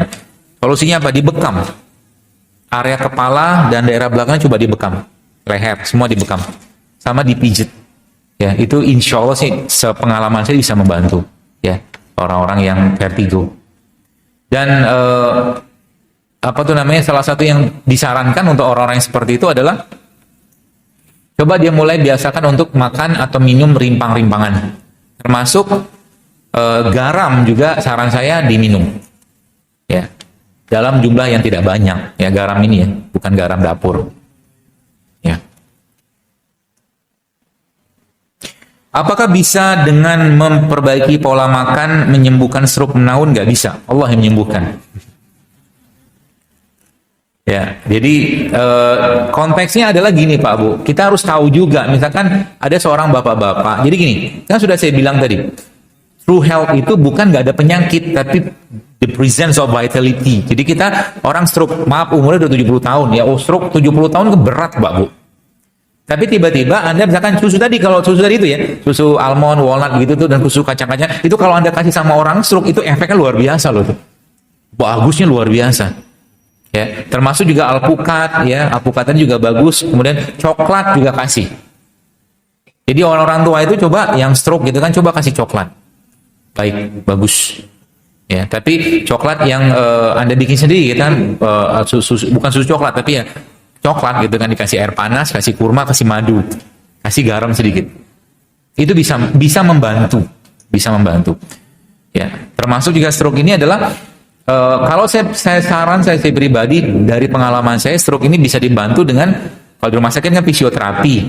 Sebenarnya yang tidak kalah penting itu stroke ini harus dibantu dengan pijetan, akupressure atau apapun harus dibantu dengan, sebab apa? Kalau dia nggak gerak, ya orang-orang stroke itu kan lama-lama kecil. Ya, lama-lama mengecil itunya, bagian tubuhnya.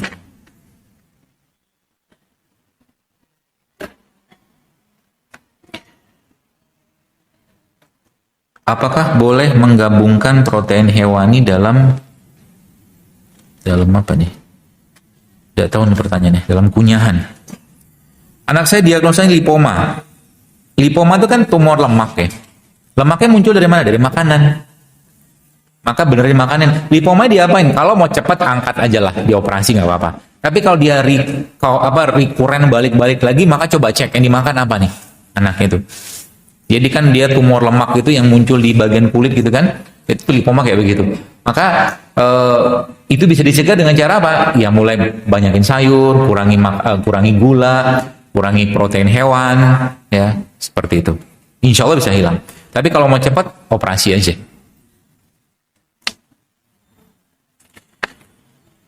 Adakah resep untuk orang dengan demam rematik jantung? Yang pernah saya share di IG itu bisa dipakai. Tapi mungkin, kan PJR namanya penyakit jantung rematik atau rheumatic heart disease, itu bisa, setahu saya penyebabnya juga karena autoimun, setahu saya, nanti saya baca lagi, tapi intinya bisa Anda pakai yang itu tuh, yang resep jantung JSR itu, atau tambah lagi dengan serai, ya, air serai bisa insya Allah. Gini Bu, jadi gini, dunia barat memandang penyakit itu, memandang tubuh manusia itu berkotak-kotak. Ada jantung, ada paru, ada ginjal gitu loh. Maka munculnya spesialis kan, salah nggak? Nggak salah, karena mereka punya konsep. Tapi secara holistik Anda pahami, ketika Anda makan tempe, efeknya sampai ke otak nggak? Sampai ke otak, gitu loh. Ketika Anda makan misalkan zaitun atau alpukat atau tadi misalkan coklatnya, efeknya juga sampai ke otak juga, semua entire system, karena dia masuk ke sini kan, ke badan. Jadi dia ngefek tuh tidak hanya, jadi bedanya bahan-bahan kimia itu dengan katakanlah bahan-bahan alami itu kerjanya itu luas gitu loh. Ya makanya kalau kita membayangkan penyakit, yang kita perlu pikirkan kira-kira, jadi Bapak kan bisa browsing sekarang, kira-kira nutrisi apa yang saya bisa kasih untuk orang-orang dengan masalah jantung. Sini kali Anda browsing banyak tuh. Ya, tinggal nanti dan minta petunjuk sama Allah. Kadang-kadang ya begitu gampang Allah mudahkan. Saya tuh pernah ada pas ngisi satu training lah gitu kan. Ada seorang yang cerita, saya cerita tentang kedahsyatan herbal segala macam, dan sampai akhirnya ada ibu-ibu yang saya sempat share juga di gitu kan, yang dia postingan saya 3.000 kan ditulis ulang sama dia, dan ujung-ujung kesimpulan dia bisa menangis melihat kunyit gitu. Karena dia bilang begitu besar luar biasa kasih sayang Allah. Ini kayak begini yang kita mau kejar gitu. Jadi bukan ini yang menyembuhkan. Bukan, Allah yang menyembuhkan. Yang Allah pingin ke kita itu apa? Fafiru ilallah, kembalilah pada Allah. Itu yang Allah inginkan. Sehingga nanti apa? Apa susahnya Allah ngobati penyakit jantung, rematik atau apapun? Bagi Allah tuh bisa jadi dengan minum seledri juga kelar gitu loh. Tapi kadang-kadang kita dengan ilmu kita itu, sekarang dengan keilmuan manusia zaman sekarang tuh merasa, oh kalau ini, kalau ini, kadang-kadang udah tahu semua gitu kan. Padahal sampai detik ini, hipertensi tidak bisa diobatin. Betul lah? Berarti nggak bisa diobatin loh. Judulnya apa? Harus minum obat seumur hidup dan hipertensi terkontrol. Sekarang saya tanya, diabetes bisa diobatin nggak? Bisa. Jadi kalau bahasa Western medicine itu secara umum, bukan saya ngomong Western medicine digaung-gaungkan Barat dengan obat, fail sebenarnya, udah gagal. Banyak yang nggak terselesaikan gitu loh. Antibiotik sekarang amoksisilin udah nggak mempan, Pak. Karena kita musuhin kuman luar biasa. Kenapa muncul kuman TBC di mana-mana? Karena kuman TBC itu habitatnya itu di tanahnya kita rusak gitu loh. Sehingga mereka terbang kemana-mana. Gitu loh. Maka jangan rusak bumi. Kalau bumi rusak, semua rusak. Gitu. Ya. Jadi tadi kembali ke penyakit. Jadi ada nutrisi otak sama jantung mirip-mirip. Ya. Dan nutrisi terbaik untuk jantung apa? Zikir. Itu nutrisi yang paling baik. Autoimun itu juga sama. Autoimun itu obatnya apa? Zikir sama diruqyah badannya. Penyakit seperti itu. Jadi sehingga nanti ini tuh cuma membantu aja ya, herbal ini cuma bantu aja. Jadi nggak begitu luar biasa. Makanya coba lihat. Saya tuh kadang-kadang kayak terakhir saya share itu kan dari Ibu Hervita yang di Bogor itu. Itu sudah dinyatakan di rumah sakit tuh ini berat banget untuk hamil karena bolong lah segala macam. Tapi kuasa Allah, Pak Bu. Bisa hamil kayak begitu. Yang diminum apa? Lagi-lagi kunyit. Jahe, kurma gitu-gitu aja sebenarnya. Cuman yang Allah pengen lihat kesungguhan kita dalam menjaga badan itu sebenarnya. Sungguh-sungguh nggak gitu loh. Kalau sungguh-sungguh ya bisa jadi mungkin hanya dengan minum daun serai atau teh serai selesai urusan autoimunnya. Ya, seperti itu. Kalau tahu dan kentang yang diolah seperti apa? Tahu kan tidak fermentasi. Jadi tahu juga saran saya jangan sering-sering dimakan. Tempe kan fermentasi. Kan pakai ragi. Kalau tahu kan enggak. Kalau kentang paling bagus diapain? Di mashed potato. Enak banget tuh. Itu paling the best itu. Dikukus sebentar sampai dia lembut. Hancur-hancurin, kasih bawang merah, bawang putih gitu lah. Ibu-ibu paham bumbu itu, ya. Enak banget gitu ya. Ini biasanya nih permintaan. Dok, kalau makan mie instan sebaiknya berapa kali aja?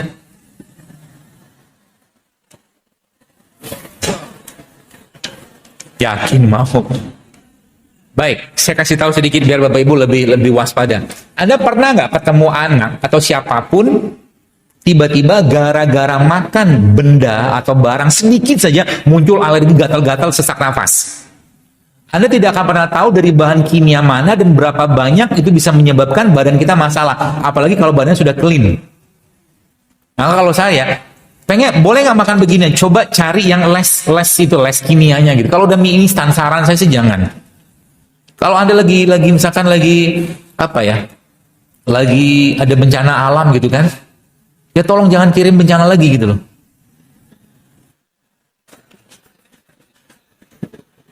They need food gitu kan. Mereka tuh butuh makan. Bukan food like substance. Bukan benda yang kayak makanan gitu loh. Yang sekarang gitu. Beli sirup tuh yang 10.000, 15.000 tuh. Isinya apa? Air, gula, sama perisa, flavor. Jeruknya berapa banyak? 0,01%. Kan gitu. Itu yang dimakan orang tiap Ramadan. Akhirnya apa? Tarawihnya ngantuk. Ngajinya boro-boro 1 khatam sekali sebulan gitu kan. Ya, seperti itu. Jadi kapan boleh makan mie instannya? Boleh. Tiap hari boleh, tapi saat Anda lagi tidur. Lagi mimpi aja udah enak kok, serius. Mimpi saja gitu kan. Ya Allah, enak banget. Nanti kalau udah masuk surga, saya nggak tahu di surga nanti ada mie instan apa nggak tahu. Tapi saya feeling saya nggak ada deh. Karena di sana makannya sehat-sehat semua kan.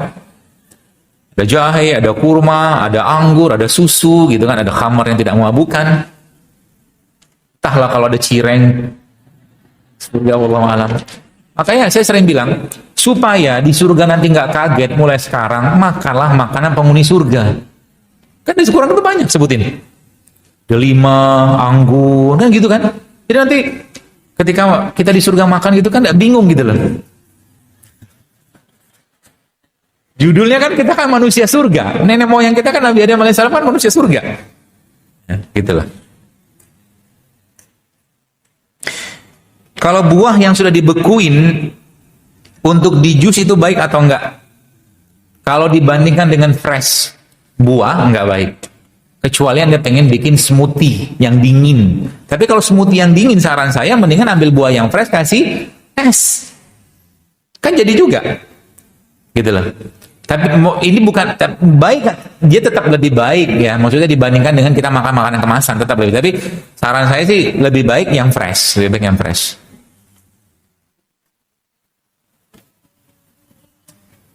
Dalam pembuatan rimpang-rimpangan itu lebih baik itu seperti apa? Diseduh atau dibikin seperti air? Paling gampang tuh dicemplungin ke air kalau saya sih. Yang saya dapatkan dari guru saya. Karena kalau dalam air maka otomatis kita makan seluruhnya. Ya kalau dipanaskan dikhawatirkan kalau kita lupa ngangkat atau matikan kompornya hilang beberapa bahan di situ. Ya, panasnya begitu. Jadi kayak kunyit-kunyit itu nggak boleh lama-lama juga. Jahe juga nggak boleh lama-lama. Saya lupa detailnya, tapi maka saya bilang daripada ribet, mendingan cemplungin aja ke air. Terekstraksi sempurna dia. Manfaatnya sama nggak? More or less lah, kurang lebih sama. Ya. Cuma mungkin secara kehangatan mungkin akan beda. Berarti kalau kita bikin infus water itu dipanasin sebentar, boleh nggak? Boleh, nggak masalah. Tapi jangan mendidih. Ya. Ya. Atau mungkin Anda campurkan sedikit dengan air hangat, nggak masalah juga. Banyak nggak Bapak Ibu yang sudah mendapatkan manfaat dari air nano itu? Banyak kan?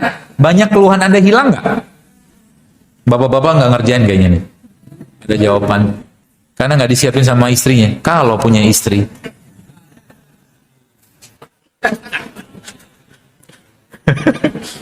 Kan gitu sekalian ya. Banyak manfaatnya. Tanpa sadar Anda sedang mendetoks. Tinggal nanti, kata kuncinya, Anda mau detoks apa yang mau didetoks dulu. Misalkan kalau kita bicara misalkan membersihkan usus, ya udah Anda campurin jahe, kunyit gitu kan. Kalau ginjal misalkan kayu manis, ini bisa. Atau akar alang-alang dicemplungin juga bisa. Seperti itu, ya nggak masalah. Dan yang saya pahami, yang saya dapatkan informasi dari waktu saya belajar itu ya itu mulai terekstraksi itu di 6 jam. Jadi kalau Bapak Ibu nyemplungin kayak misalkan jahe gitu kan, itu 6 jam dia sudah mulai keluar bahan aktifnya dalam air tadi. 6 jam. Dan dalam penelitian yang dilakukan itu disebutkan bahwa dia sudah mentok kadar maksimal pada bahan tadi di 12 jam. Sehingga kalau Anda refill lagi di 12 jam kurang bagus. Jadi nanti kalau Bapak Ibu mau nginfus minimal 6 jam baru dia ekstraksi dengan sudah cukup baik dan maksimal 12 jam. Kalau udah 12 jam apa dikerjakan? Kalau bahan-bahan misalkan buah, Anda bisa blender, Anda hancurin buat masker. Bisa. Iya, bisa buat masker.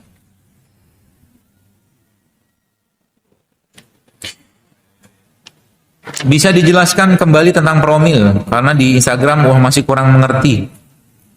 Perasaan sudah detail banget deh yang di promil JSR 1234 itu. Intinya benerin tanahnya, banyakin puasa, kasih asupan yang baik untuk tanah. Kenapa? Dalam Al-Qur'an kan Allah bilang, dan istri-istrimu kata Allah adalah ladang tempat engkau bercocok tanam. Artinya digambarkan di situ ibarat sebuah ladang pertanian. Jadi kalau mau hamil gitu kan, maka otomatis tanahnya ini harus bagus, bibitnya, spermanya harus bagus, yang nanam itu pun harus dalam kondisi gembira. Makanya waktu berhubungan suami istri harus happy kalau punya istri atau suami gitu. Jadi dan sehingga Allah memberikan kepada kita, Rasul juga menganjurkan kepada kita, memberikan petunjuk kepada kita, ada waktu-waktu tertentu yang sangat baik untuk berhubungan suami istri. Malam atau habis subuh waktu Jumat, hari Jumat, itu waktu-waktu terbaik. Atau siang saat jantung lagi rileks, itu berhubunganlah suami istri. Gitu. Ya. Jadi itu gambar seperti. Jadi menggemburkan tanahnya atau ladang pertanian itu dengan cara apa? Dengan cara puasa. Maka puasa, ya kalau Bapak Ibu yang bertanya ini mungkin punya suami juga yang mendengarkan ini, ya maka dua-duanya harus puasa. Karena puasa itu bisa menggemburkan tanah. Tanah itu sperma, tanah itu rahimnya, maaf. Dia akan mendetok, dia membersihkan. Kemudian bibitnya apa? Sperma suaminya. Sperma suaminya maka diperbaiki juga. Ya. Puasa pasti akan memperbaiki sperma suaminya. Yang pertama. Nutrisinya apa? Semua produk lebah itu mengandung hormon yang baik untuk reproduksi.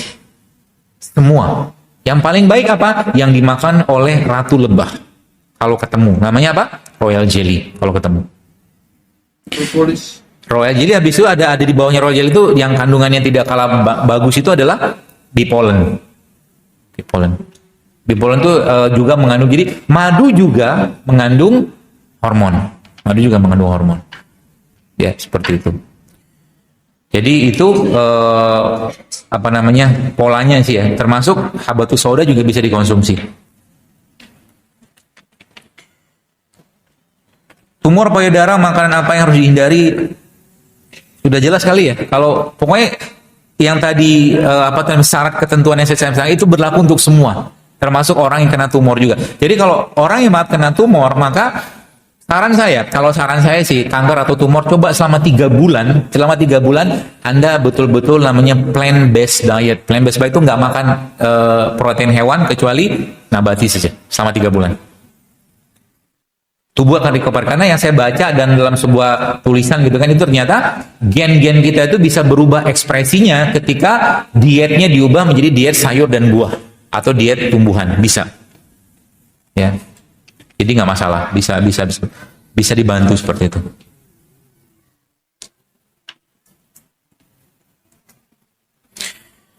Waktu itu saya pernah jelaskan tentang detox menggunakan habatus sauda. Apakah 1 liter diminum 1 hari atau 1 liter diminum 3 hari?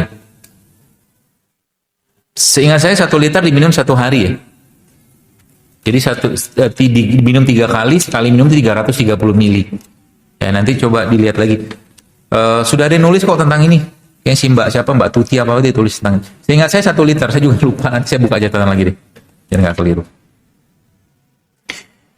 Makanan yang sehat untuk ibu yang sedang menyusui apa? Tadi itu susu kacang itu juga bisa. Protein. Tempe ini sehat. Tempe ini sehat luar biasa.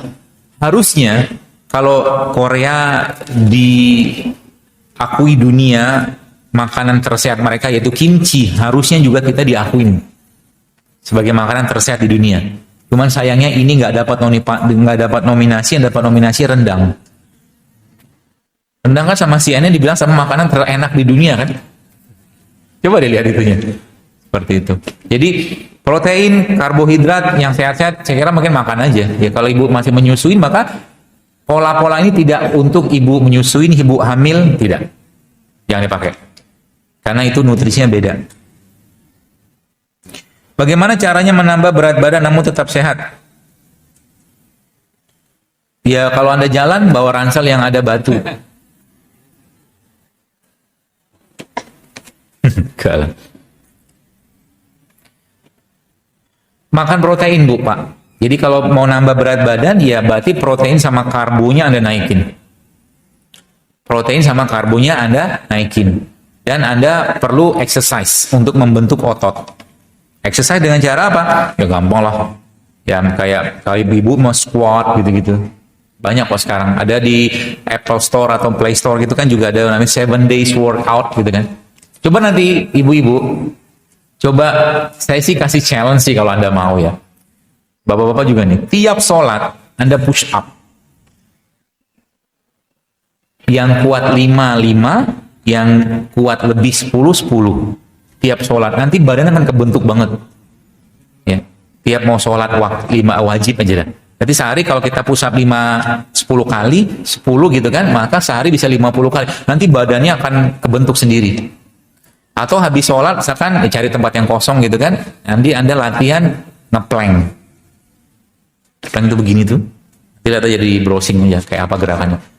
Latihan dari setengah menit sampai 1 menit sampai 2 menit. Itu cukup baik untuk membentuk otot. Jadi nanti badan kita akan sterek, dan sterek itu maksudnya perempuan tetap akan seperti perempuannya, laki-laki memang akan seperti laki-laki gitu loh. Jangan khawatir. Ya. Karena kita nggak pakai hormon, nggak masalah. Nanti kan ketahuan itu. Biasanya yang push up-nya susah, dia menanggung banyak beban di bagian tengah. Jadi kalau udah enak, enteng mah tweng gitu loh push up-nya. Sampai kapan? Kalau saya biasa sih, kalau saya biasa ngerjain sampai Anda nyeri. Kenapa orang binaraga bisa besar badannya? Ada namanya istilah orang yang gym itu kan, karena ada istilah itu progressive overload. Jadi kalau dia sudah 30 kilo naikin 35. Hanya sama ahlinya gitu kan. Supaya apa? Supaya dapat nyeri. Kalau nyeri muncul maka growth hormonnya keluar. Ya, hormon itu akan muncul kalau ada stimulus, which is itu nyeri. Sebenarnya sholat itu juga seperti itu. Jadi kalau Bapak Ibu mengerjakan sholat dengan baik dan benar, maka sholat itu adalah gerakan stretching dan relax yang paling luar biasa. Asal kita ngikutin bagaimana sholatnya Nabi.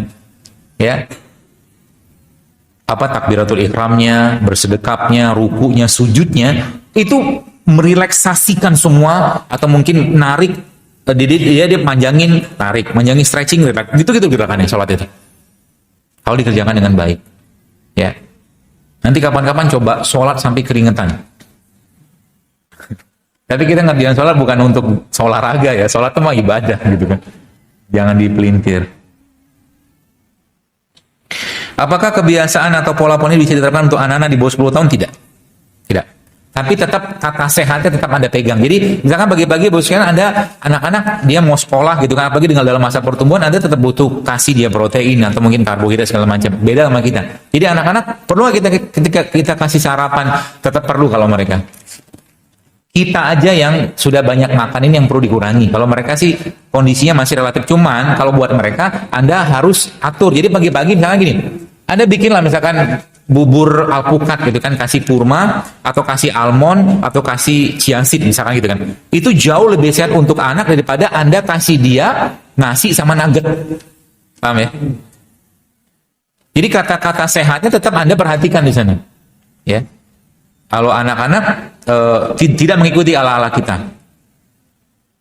Saya usia 55 tahun tapi berat badan saya 42 kg, sama seperti waktu gadis. Padahal saya sudah dua kali melahirkan. Tipsnya apa? Sudah tadi ya. Banyakin protein, banyakin karbo.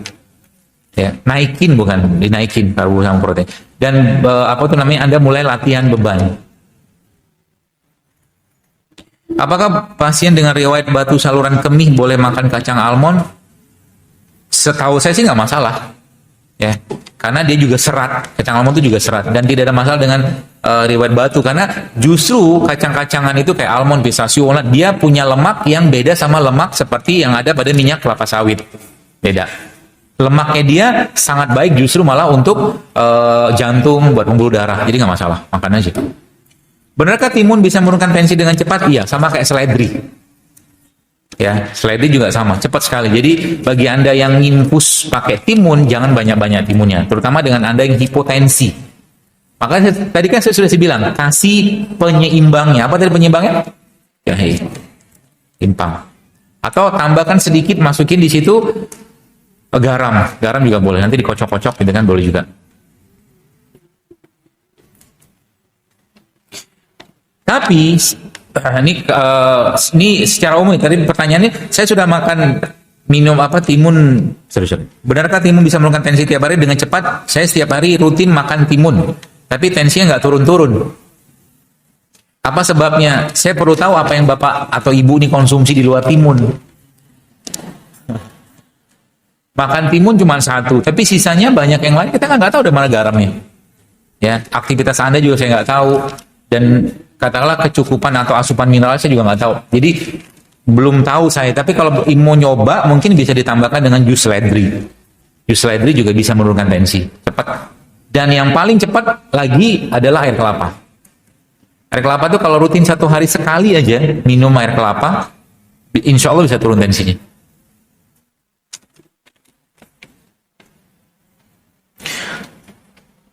Ibu saya mengidap hernia, apakah ada cara lain selain operasi seperti pola makan atau pola hidup? Ada.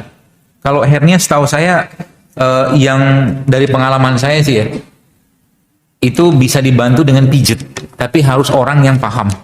Karena hernia itu kan dia masuk bagian usus, bagian daerah-daerah jeroan tuh masuk ke cincin, kunci dia. Hernia itu begitu. Maka ini harus direlaksasikan lagi. Saya dulu pernah belajar ilmu urut pijetnya itu, ya. Cuman bapaknya itu nggak di sini orangnya ada di Jawa. Ya, tapi kalau bapak ibu bisa ketemu dengan orang yang bisa pijit, sebenarnya hernia itu bisa diperbaiki. Ya. Dan untuk makanannya,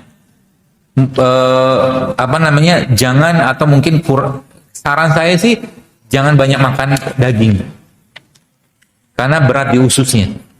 Makan banyak makanan yang tinggi serat, kayak mungkin pepaya, rumput laut, lidah buaya, ya, atau sayur-sayuran hijau, itu biasanya itu tinggi serat tuh, ya. Dan latihan untuk mengangkat kakinya. Jadi kaki seperti orang tidur, nanti kakinya itu ditaruh di dinding, itu juga bisa membantu ya. Tapi kalau untuk detailnya memang harus diurut.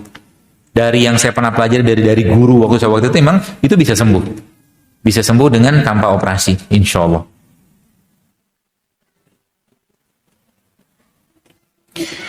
Mau minta resep untuk penyempitan jantung. Tadi ya, yang resep jantung JSR itu bisa dipakai. Isinya apa ya? Tadi tahu nggak? Cuka kan, bawang putih, madu, apel. Ya, ada 4 isinya.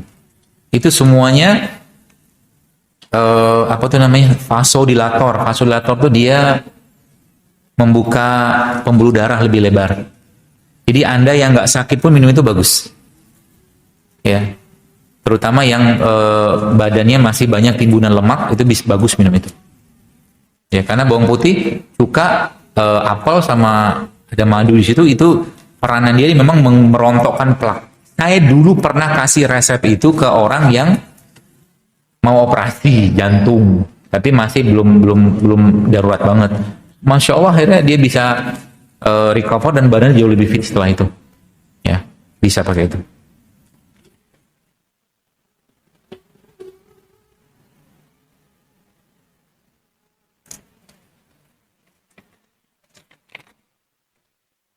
Suami saya masih belum bisa lepas nasi. Ya jangan dimasakin lah. Kalau tiap hari masih ada menu nasi atau digiling nasi merah dan makanan digoreng pakai minyak kelapa, kira-kira boleh nggak? Boleh lah Bu. Daripada ibu nggak dikasih uang bulanan. Nggak apa-apa. Ya pelan-pelan lah ya. Maksudnya kalau emang belum biasa, ya nggak usah dipaksain langsung. Tapi Bapak Ibu yang di sini sudah mulai mengurangi nasi, Anda mendapatkan banyak manfaat nggak? Banyak kan? Lebih enteng badannya kan? Kenapa? Karena Anda nggak makan gula. Jadi gula? Nasi itu, beras itu, nasi itu, nasi putih itu gulanya tinggi banget kok. Jadi satu piring nasi itu, saya belum tahu persis berapa itu. Makanya kalau orang makan kayak begituan, dia kalau nggak kepake, nggak ada enzim, nggak ada mineral, nggak ada serat, tubuh akhirnya minta relax, minta istirahat. Makanya orang biasanya habis makan nasi berlebihan, ngantuk. Gitu loh. Boleh nggak makan nasi? Boleh. Saran saya kalau Bapak Ibu masih pengen makan nasi, nanti lauknya dibanyakin, nasinya dikit aja. Kalau memang masih makan nasi putih ya. Udah kan berapa banyak nasinya? 1 sendok makan saja. Cukup. Loh, protes. Anda butuh karbohidratnya atau jatuh cinta sama nasinya? Kalau Anda butuh karbohidratnya, maka pilihan karbohidrat banyak yang lain. Tapi memang Anda sudah jatuh cinta sama nasi, ya sudahlah, saya nggak bisa ngomong apa-apa. Gitu loh. Seakan-akan kalau nggak ada nasi itu ya nggak makan, berbagai macam itulah doktrin yang muncul gitu kan. Nasi merah sama nasi bagus mana beras merah sama hitam? Kalau bisa ketemu beras hitam. Kalau ketemu. Ya, karena itu dulunya disebut dengan forbidden rice. Hanya raja-raja yang boleh makan beras hitam zaman dulu. Itu makanan mahal itu. Karena seratnya, mineralnya, karbonya masih kompleks semua, masih bagus. Tapi kalau nggak ada ya beras merah. Beras merah ini masih relatif aman karena sampai sekarang belum ada petani yang iseng memutihkan beras merah. Jadi masih aman. Kalau beras putih kan diputihkan lagi sama dia kan? beras biasa gitu, putih kinclongin segala macam, dia bla bla bla gitu loh. Kalau beras merah mereka masih nggak terlalu lama. Makanya kalau kita mulai beralih ke beras merah, maka insya Allah manfaatnya banyak banget. Termasuk beras merah ini, bos sekalian, kalau Anda blender sama air kelapa ditambah dengan kedelai, itu bisa membantu meningkatkan atau menaikkan trombosit cepat banget.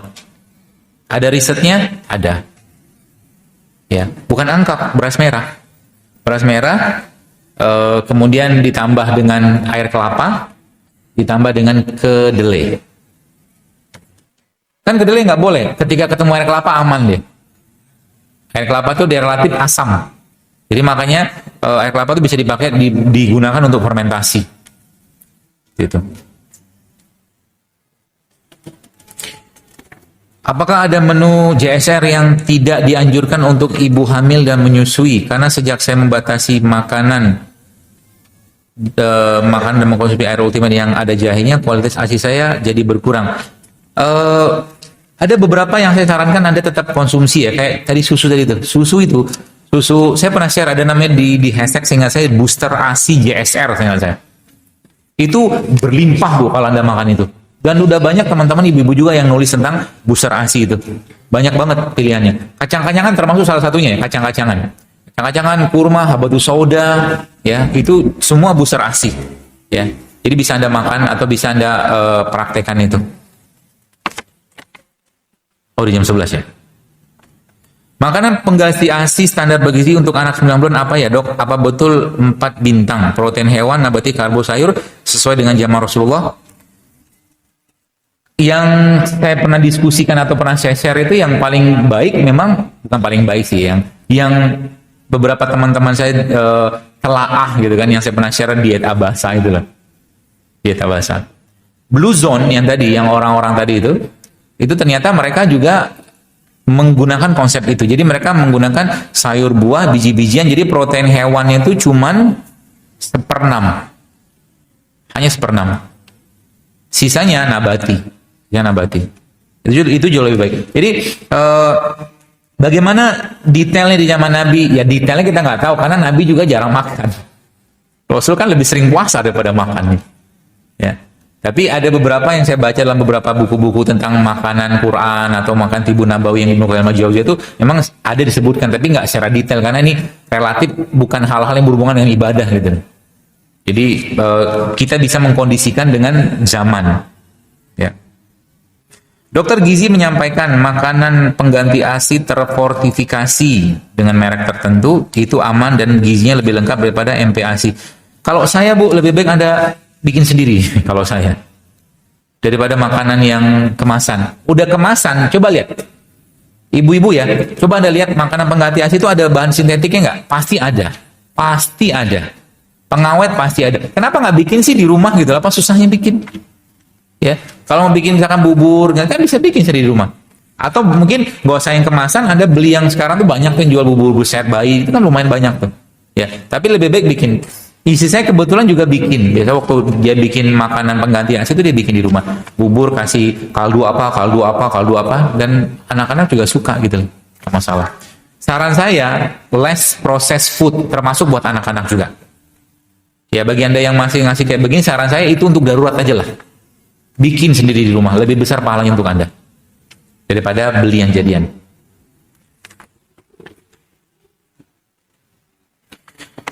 Terakhir ya, udah jam 11. Bagaimana menu yang harus dimakan agar berat badan naik karena baru sembuh dari sakit? Protein, banyaknya protein.